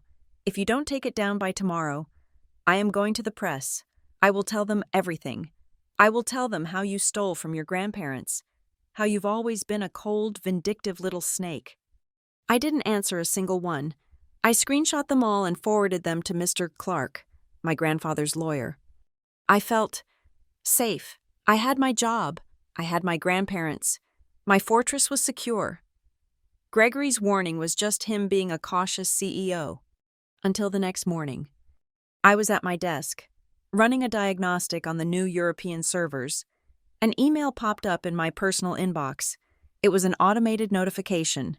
From my bank. The one that held the mortgage on my Denver apartment and, more importantly, the deed to my lake house, which was paid in full. Subject: action required. We were unable to process your request. I frowned, opening it. Dear Lauren Pierce, thank you for your recent application. We are writing to inform you that we were, unfortunately, unable to approve your request for a home equity line of credit in the amount of $200,000. I stopped breathing. I had not applied for a loan. The loan, the email continued, which was submitted on October 27th, using your property at 14 Lakeshore Ridge Drive as collateral, was declined due to a signature mismatch on the preliminary documents. A signature mismatch. I scrolled down, my blood turning to ice. Attached at the bottom, as per bank policy, was a scanned copy of the preliminary documents. It was a standard home equity application form. All my information was correct. My address, my social security number, my date of birth, and at the bottom, in the signature line, was a name. It was my name, Lauren Pierce. But it was not my signature. It was a messy, looping, desperate imitation. I saw with a clarity that went beyond data, my mother's handwriting. Gregory's warning wasn't just a warning, it was a prediction, and it had come true in less than 24 hours. I stared at the scanned signature, Lauren Pierce. It was a pathetic, clumsy forgery. My actual signature is short, sharp, and efficient, an angular L and a hard P. This was a schoolgirl's cursive, all looping and desperate, as if the person writing it was trying to look elegant. It was my mother's handwriting, the same looping, self-important script I'd seen on 1,000 birthday cards for Brielle. "We were unable to approve your request." She had failed. The bank's automated fraud detection system, the very kind of algorithm I built, had seen the anomaly. The signature didn't match the one on file. My data had saved me. I was not in my office for more than 5 minutes that day. I forwarded the email to my personal account, sent a single text to Gregory. "You were right, handling it," and walked out. I didn't go to the local branch. I drove to the corporate headquarters of the bank downtown. I had the private client services number, the one they give you when your assets pass a certain threshold. I was in the branch manager's glass-walled office in 20 minutes. "Ms. Pierce," the manager, a nervous man named Harris, said, wringing his hands. He had clearly already pulled up the file. "This is highly irregular. We are so glad our systems caught the discrepancy." "I want to see the original application," I said. My voice was flat. I was not angry. I was a researcher gathering evidence. He slid a file across the desk. I opened it. There it was, the messy, looping signature. But there was more. The contact information, the email address she had used for Lauren Pierce, was not my Lumina address. It was denisecaresforfamily@aol.com. The sheer, idiotic audacity of it, the AOL domain, the username. I felt a cold, bitter laugh rise in my throat. "And the reason for the loan?" I asked, looking up at Harris. He paled, tapping his screen. The application notes were unusual. The applicant, who submitted this in person at the Westbrook branch. "Of course," I said, "her home turf. She represented herself as a family agent, as your mother, in fact, a Ms. Denise Cole." "She is my mother," I said, and the word tasted like ash. "Yes, well, she stated that you were overseas and indisposed," her words, "on a high-priority business matter, and that you had authorized her to file the preliminary paperwork on your behalf to expedite the loan. She said the funds were, and I'm quoting from the branch notes, for urgent family needs related to the impending birth of her grandchild." I leaned back in the plush leather chair. It was all there, the complete, unadulterated, criminal narrative. Randall lost his job. The money was cut off. Brielle had a baby coming, and I had an asset, a paid-in-full, 3-bedroom, glass-walled asset. I wasn't the rich aunt anymore. I was the emergency bank. She wasn't just trying to get $5,000 for a party. She was trying to get $200,000. She was trying to put a lien on my fortress. "I see," I said. "Ms. Cole, my mother, committed fraud. She used my Social Security number, which she illegally obtained, to apply for a loan in my name, against my property, using a forged signature. Is that a fair summary? Mr. Harris?" He looked like he was going to be sick. "Ms. Pierce, the bank." "The bank is fine," I said, my voice sharp. "The bank did its job. What I need from you, Mr. Harris, is a certified, notarized copy of every single document related to this application, the form, the signature, the branch notes, the name of the teller who accepted it, everything, and I need you to preserve the originals. They are now evidence in a criminal investigation." His eyes went wide. "Criminal?" "Criminal," I confirmed. I stood up. "I will be having my lawyer send you a formal request. I expect your full cooperation." I walked out of the bank and into the cold Denver air. I didn't call my grandparents. I didn't call Gregory. I called the number Harold had given me. Law offices of Mason Clark. The voice was old, gravelly, and had no time for pleasantries. "Mr. Clark, this is Lauren Pierce." "Ms. Pierce," he said. The warmth in his voice was instant. "I've been expecting your call. I assume this is about the slanderous, pathetic little letters your mother has been sending your grandparents." "It is," I said, "but it's also about something else. She just tried to take out a $200,000 loan on my house." The line was silent, not a shocked silence, a heavy, thoughtful, angry silence. "The fool," he finally said. It was a single, perfect word. "Ms. Pierce, where are you?" "Downtown Denver." "Good. You are going to do, right now, 3 things. 1. You are going to the Denver police station and filing a report for identity theft. 2. You are going to FedEx and you are overnighting me copies of everything you just got from that bank. 3. You are going to do nothing. You will not answer your mother's calls. You will not post on the internet. You will go back to your very important job and you will let me do mine. Is that clear?" "Crystal," I said. "Good girl," he said. "Your grandfather was right. You're Daniel's daughter. You've got steel. Now go. I'll have the complaint drafted by the time the package arrives." I did exactly as I was told. Filing the police report was a cold, procedural, strangely calming experience. I was no longer a daughter. I was a complainant.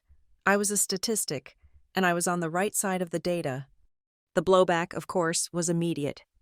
As soon as my mother was served with a cease and desist from my lawyer, a real one, and a notice of a pending criminal complaint for fraud and forgery, her pathetic, emotional text messages stopped.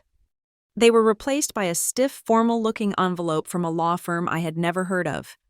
Doyle, and Finnegan, a name that screamed strip mall lawyer. It was a letter, threatening a lawsuit. It accused me, Lauren Pierce, of a calculated and malicious campaign of defamation, slander, and libel, which had caused Ms. Denise Cole and her family immeasurable emotional distress. It cited the public humiliation at the party. It cited the online harassment that had resulted, and the wrongful termination of Randall Cole. It demanded that I immediately drop my frivolous and retaliatory fraud complaint, issue a full public apology, and, this was the part that made me laugh, enter into a good faith negotiation to establish a family trust for the equitable support of all family members, including her newborn grandchild. Equitable support. It was a shakedown, a desperate, badly spelled, legally idiotic shakedown. I scanned it and emailed it to Mason. He called me back 2 minutes later. He was chuckling. "Ms. Pierce, this is a work of art," he cackled. "This is the legal equivalent of a child throwing a tantrum in a grocery store. Intentional infliction of emotional distress? My dear, your mother stole $5,000 from you." "She's threatening to sue over Randall's job," I said. "Wrongful termination?" He was fired for cause. A cause that he provided, on camera, by committing battery against your person in front of 60 witnesses. Truth, Ms. Pierce, is an absolute defense against defamation, and we, my dear, have an ocean of truth. We have the TikTok video, we have the police report for the assault, we have the bank's notarized documents. What she has is an AOL email address and a whole lot of nerve. You let me handle this. And so the war began. It was a quiet, two-front battle fought by lawyers. On my side, a formal criminal complaint for identity theft and bank fraud, and a civil suit to formally bar her from ever contacting me or coming near my property. On her side, a countersuit, a pathetic mess of emotional distress and defamation, demanding my public apology and, of course, money. The local press, naturally, smelled blood. The initial story had been good. Local tech VP assaulted by stepfather, but this was pure gold. The Denver Post ran the headline, "Denver's Data Queen Sues Mother for Forgery." The article was brutal. It had the whole story: the stolen party, the punch, the viral video, and now, the accusation of a forged $200,000 loan. Lumina's PR department went into cardiac arrest. My name, my company's name, and the word forgery were all in the same sentence. Gregory called me into his office. Again, the PR team was there. They looked pale. "Lauren," Gregory said, cutting them off before they could speak. "This is a circus, and it's not your fault." He turned to the PR head. "Is that clear? Lumina supports Ms. Pierce. She is the victim of multiple crimes." "But, sir," the PR head stammered. "The optics, suing her mother." "Her mother committed a felony," Gregory snapped. "We're a data company. We believe in facts. The facts are on Lauren's side." He turned back to me. "That said, this is distracting, and it's bad for us. We're getting calls. I want this over. Lumina's legal team is at your disposal, not on the front lines. Mason Clark is your man for that, but for background, for research, for digging into this Doyle, and Finnegan outfit. Consider it done. We're going to help you end this, quickly and quietly." It did not end quickly, or quietly. Because we were in a formal legal battle, the court ordered a mandatory mediation, a last-ditch effort to avoid a public, messy trial. The day of the mediation, I walked into the sterile, gray conference room at the mediator's office with Mason on one side and my grandparents, Harold and Elaine, on the other. I wore my best suit, a dark navy blue that was almost black. I was a fortress. And then they walked in. It was a performance. Denise was in a drab, gray dress, her hair pulled back. She looked meek. She was trying to look like a victim. Randall was not with them.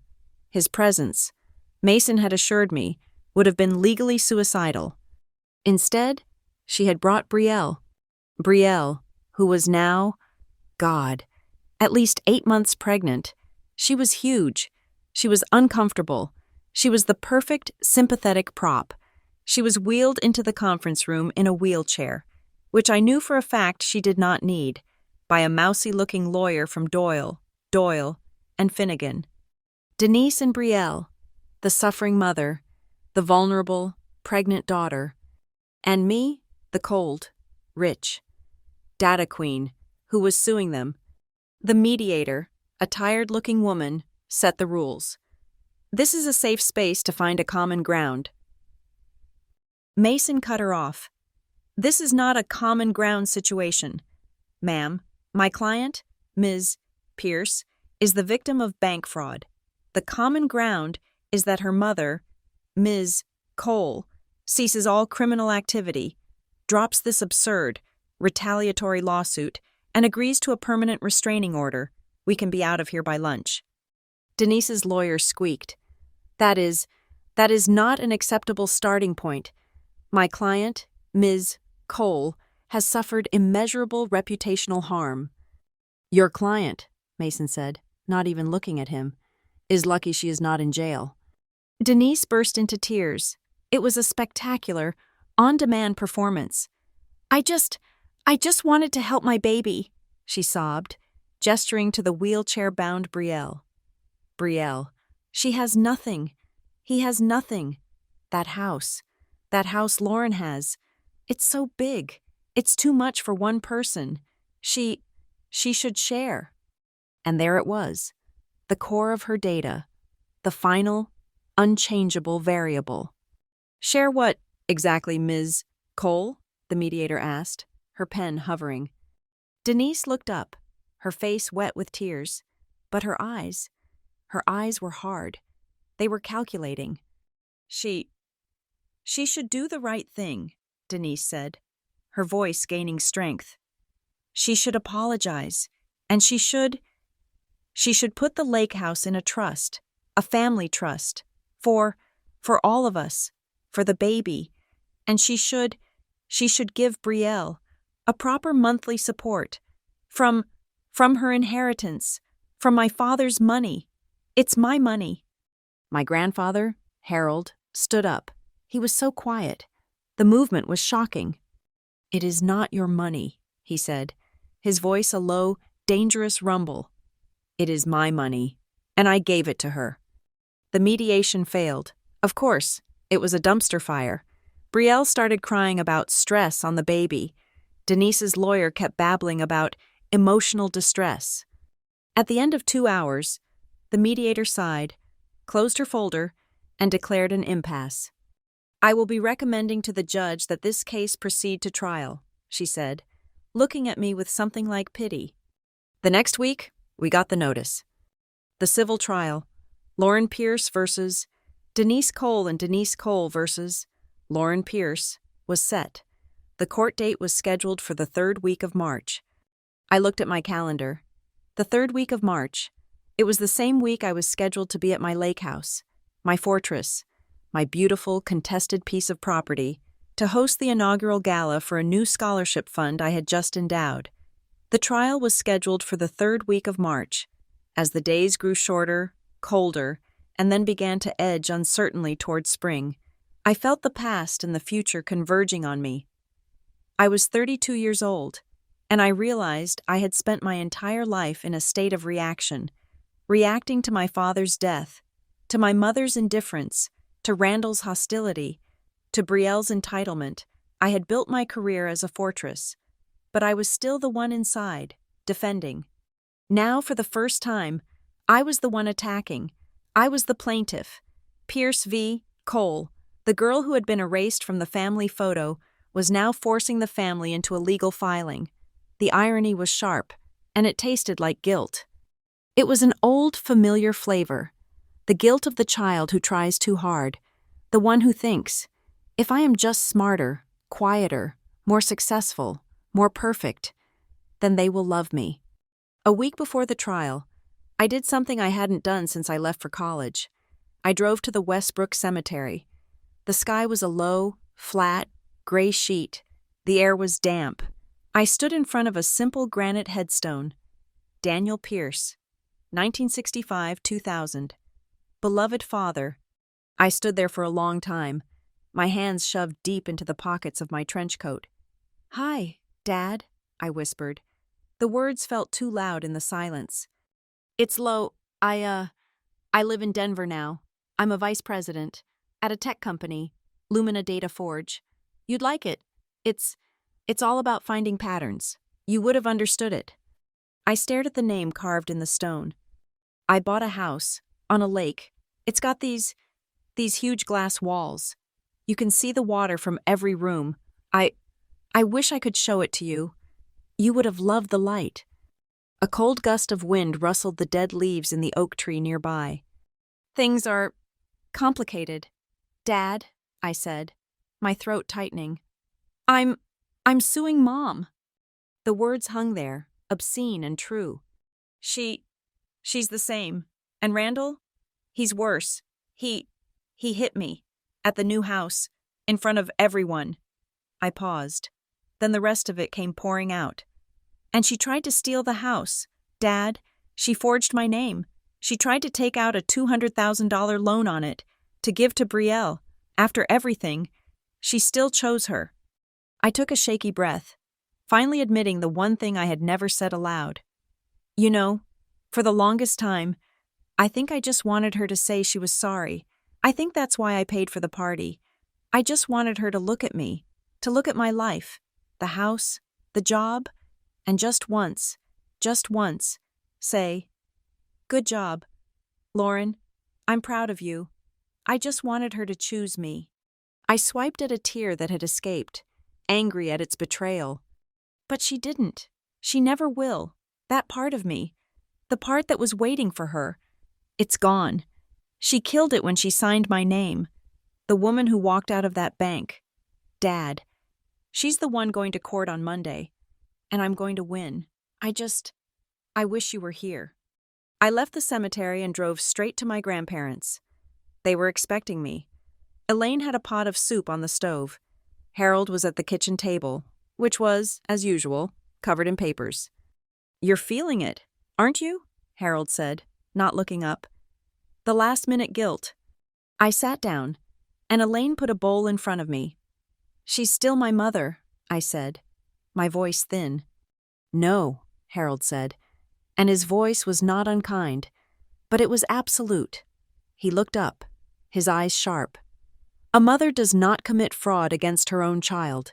A mother does not stand by while her husband assaults her daughter. You are not taking your mother to court. You are taking a con artist to court who just happens to be related to you. Elaine sat down, covering my hand with her own, her skin warm and papery. Lauren, honey, this is not revenge. You didn't seek this. She brought it to your door. First with a party, then with a fist, then with a forged signature. You are not doing this to hurt her. You are doing this to stop her. You are protecting yourself. You are protecting your future and your father's memory from people who will never, ever stop taking. This is not revenge. This is self-protection. The words settled in my chest, a cold, clean piece of code that finally made the program run. They were right. But defense wasn't enough. Defense is reactive. I was done reacting. While Mason Clark had been preparing the civil suit, I had been working on my real, final answer. I had used the past several months, and a very large portion of my bonus, to quietly endow a new foundation. It was called the Daniel Pierce Scholarship Fund. The mission was simple, and it was my entire life summed up in a single sentence: a full-ride scholarship, covering tuition, books, and living expenses, awarded each year to 10 students entering the STEM fields who had either lost a parent or who demonstrated a clear and present lack of traditional family financial support. It was my answer to, Brielle needs this. It was my answer to, you're supposed to share. Fine, I would share. I would take the money they were all so desperate to get their hands on, and I would give it to the other kids, the ones in the dens, the ones studying by flashlight, the ones who had no one to pay their way out. And the inaugural gala to announce the fund, the gala to introduce the first class of scholars. I had decided on the venue months ago. It was going to be at my villa, on the lake. On the exact patch of grass where Randall Cole had punched me in the face. My new PR team, not Lumina's, my own, had been working on it for weeks.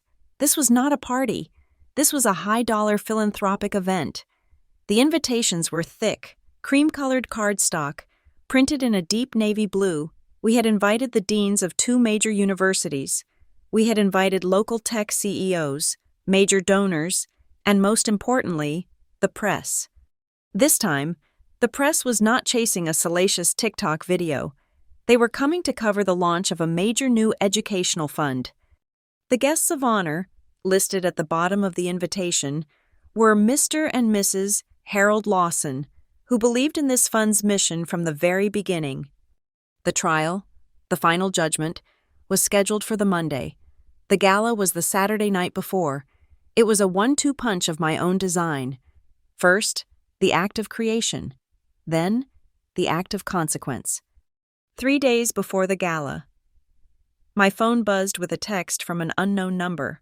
Lauren, it's your cousin Amy, the one who posted the video. I need to warn you.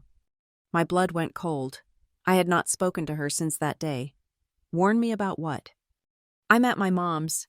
Aunt Denise just left. She is not well. She got a wind of your party. She called it a disgusting publicity stunt. What did she say, Amy? She's planning on coming, her, Randall, and Brielle. And Brielle has the baby now, a little boy. Denise was screaming about how you're flaunting her father's money, and how she's going to show the press what a real victim looks like. My hands were shaking. She's going to crash it. Yes, that's the plan, she said. It's a public fundraiser. She can't throw me out. She's going to show up with the newborn grandson, she said. Let's see those cameras watch her throw her own mother and a tiny baby out into the cold. Lauren, I'm so sorry. They are planning to make a horrible, public scene. I stared at the text. The old Lauren would have canceled. She would have panicked, hidden, given in. The VP of Data Strategy forwarded the text message to Mason Clark. His reply was a single sentence. Let them. A judge will be very interested to see that. I wrote back, "The judge isn't my primary concern on Saturday night. My event is." I wasn't scared. I was furious.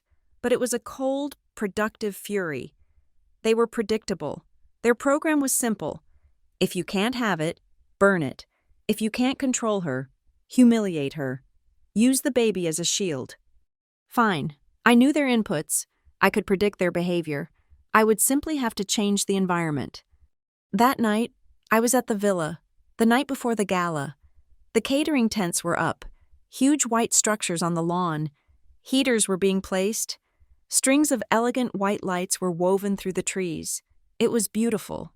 It was the anti-baby shower. I was there to meet one last team of vendors. "The system is live, Ms. Pierce," the security lead said. He was a sharp-looking man in a black polo shirt. "Let's review," I said. "As requested, 4 new high-definition broadcast-quality cameras installed. They have full audio. Camera 1 covers the entire driveway, from the main gate. Camera 2 covers the front door and entryway.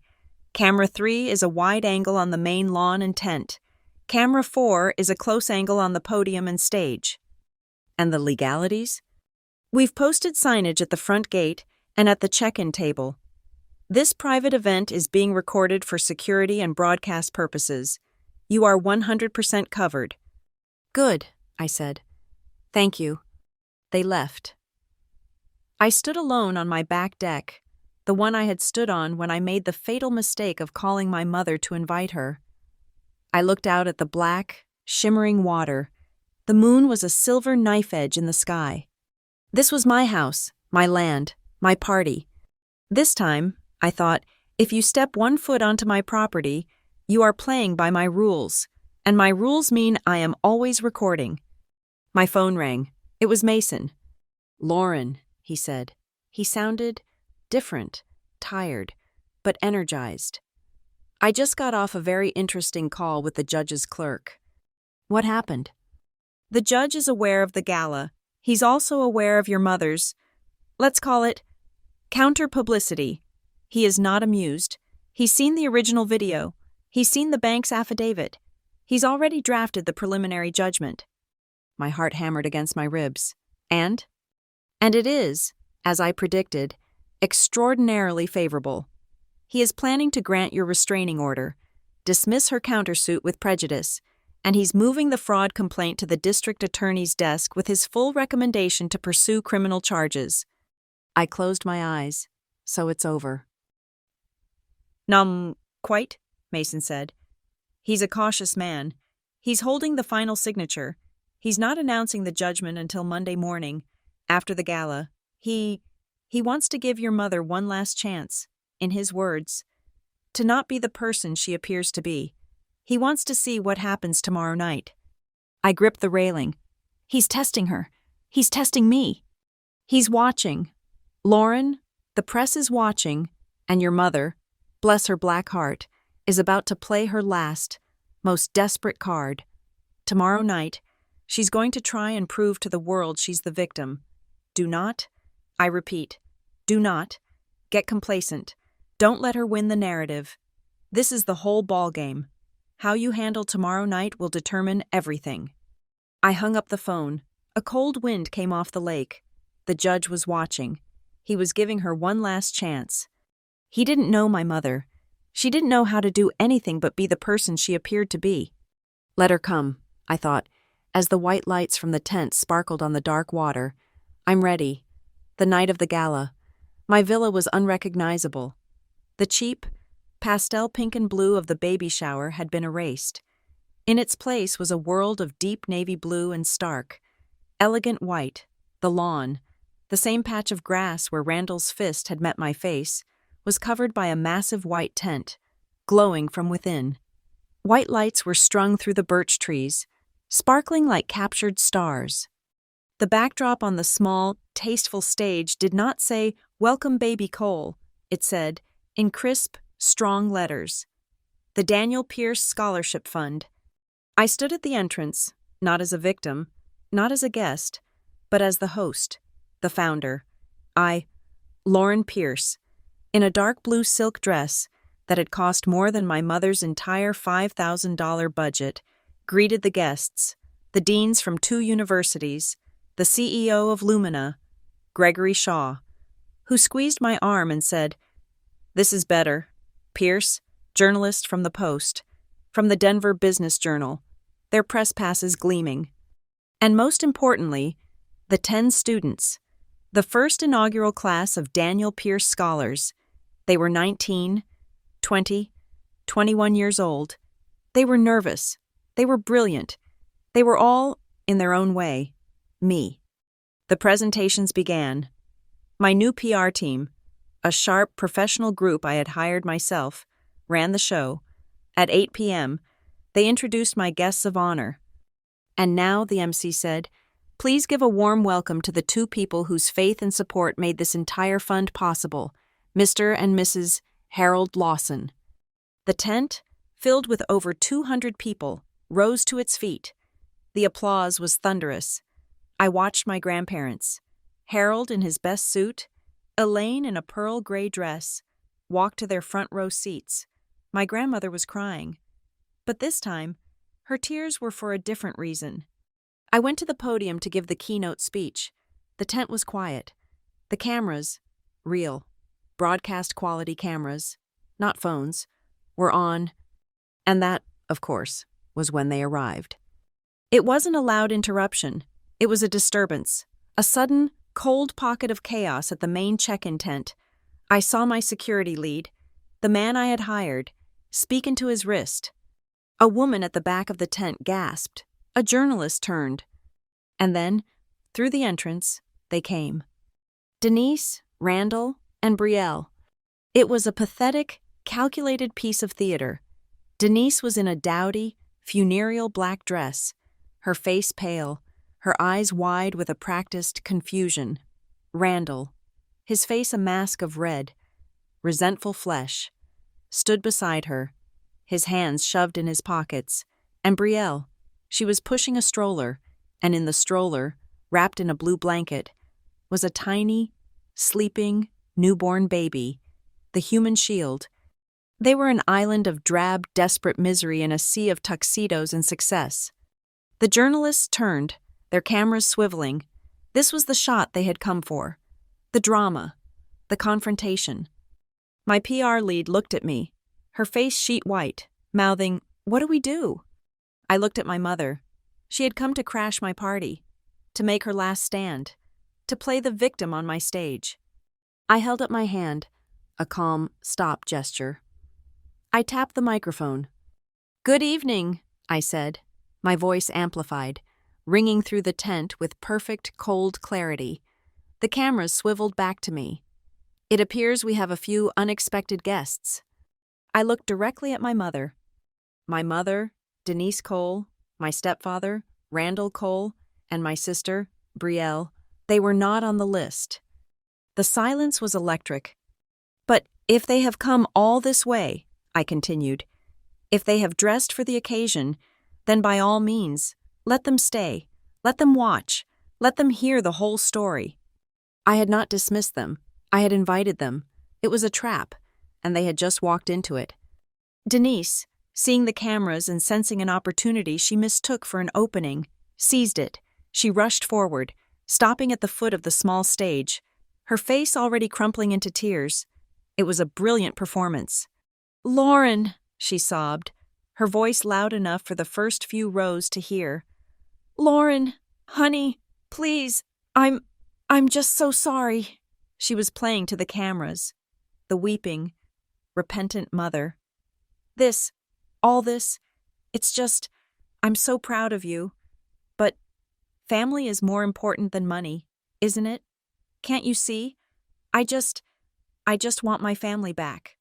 She was trying to frame me as the cold, heartless, money-obsessed daughter. I let her finish. I let the silence hang. Let her sobs echo in the tent. The journalists were eating it up. Then, I leaned into the microphone. "Thank you, Mother," I said. My voice was not emotional. It was analytical. "You say family is more important than money. That's an interesting hypothesis. Let's review the data." I turned to Mason Clark, who was sitting in the front row. He handed me a thin file. "You say you want family, but when I was 15, you needed my sunny bedroom for your favorite child, and I was moved to a windowless den. You say you want family, but when I was 17, I earned a scholarship to Redwood, and you told me to be realistic and go to community college, because Randall refused to pay for a child that was not his blood." I looked at Harold and Elaine. My grandparents paid for my education. They are my family. "But let's not dwell on the past," I said, my voice hardening. "Let's talk about recent events." I pulled a single sheet of paper from the file. "This is a copy of a $200,000 home equity line of credit application, filed against my house, using my Social Security number." I held it up, and this is the signature, my name, Lauren Pierce, forged in your handwriting, Mother, and this, I held up a second page, is the branch manager's note, stating you, Denise Cole, filed it, using the email address denisecaresforfamily@aol.com. A collective gasp went through the tent.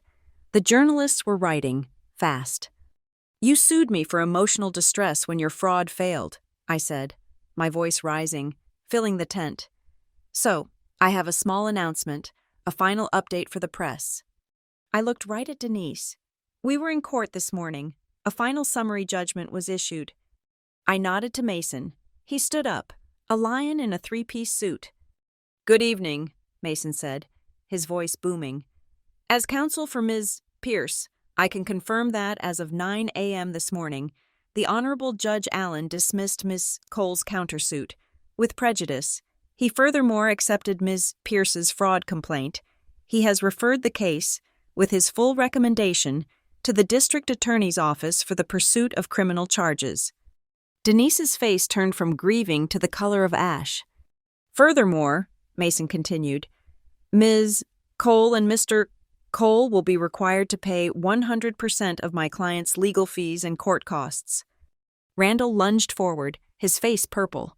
"You lying?" Two of my security guards, the ones I had hired, stepped in front of him. He stopped. He was a bull, but he was a coward. "But that's not the main announcement," I said, taking the microphone back. I looked at my mother, at Brielle, who was staring at the stroller as if it could save her. This whole ugly, pathetic fight, it was always about money, my money, or more specifically, my grandparents' money. The inheritance you were so sure was yours, Mom. The inheritance you were willing to commit a felony to get a piece of. Denise was shaking her head, whispering, "No, no, no." "And you were right about one thing tonight. Mom," I said, "family is more important than money, which is why I am so thrilled to announce the second part of our legal agreement." I took a deep breath. "My grandparents and I have decided that the best way to protect our family's legacy is to give it away. I am announcing tonight that the entire Lawson family estate, every dollar you were fighting for, has been legally and irrevocably signed over. It is not being left to me. It has been placed in the endowment of the Daniel Pierce Scholarship Fund." The silence. Denise made a sound. It was not a sob. It was a low, strangled gasp. The sound of a person who has just had the oxygen sucked from her lungs. She finally, truly, understood. The money was gone. The money she had banked on, lied for, stolen for, was gone. I had taken the entire family trust she wanted and given it to strangers. I had given it to the 10 students sitting in the front row, who were all staring at me with tears in their eyes. You can't," my mother whispered, the words ragged. I looked at her, not with hate, not even with anger, with pity. "Did your lawyer tell you about the restraining order?" "Mom, it was granted. It says you can't talk to me. But I can talk to you. I've been analyzing your data for 25 years. You've called, you've texted, you've sued.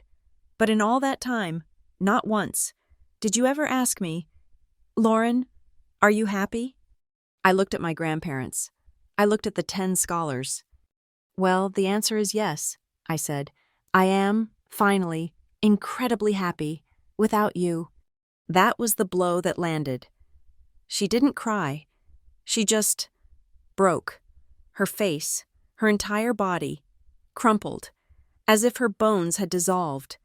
Brielle, finally understanding, looked at me, her eyes wide with a new, fresh terror. The bank was closed. The rich aunt was gone. "Security," I said, my voice soft now. "Please escort Ms. Cole, Mr. Cole, and Miss Cole Pierce off the premises. They are trespassing." This time, there was no fight. They were led, in silence, out of the tent, past the full tables, past the press. The cameras followed them, capturing their final, pathetic, quiet exit. When they were gone, I turned back to the podium. The tent was silent. "Now," I said, and my voice was bright, clear, and full of light. "I'd like to talk about the future, and I'd like to introduce you to the 10 young people who represent it. Maria, from East LA, your first year of tuition at Stanford is paid." The cameras turned, the journalists turned. The applause, when it came, was not for the drama, it was for the scholars. It was for my father. Later that night, the guests were gone, the tents were quiet. It was just me, Harold, and Elaine, sitting on my deck, looking at the dark, peaceful water. My phone, which I had left inside, buzzed on the table. A single text message from Mason. "It's officially done. The criminal referral is filed. They have no grounds for appeal. They can't touch your house, your assets, or you, ever again. Congratulations, Ms. Pierce." I smiled. I turned the phone over, silencing it. I didn't need it. I looked out at the lake and realized the greatest punishment I could have ever given them wasn't the lawsuit.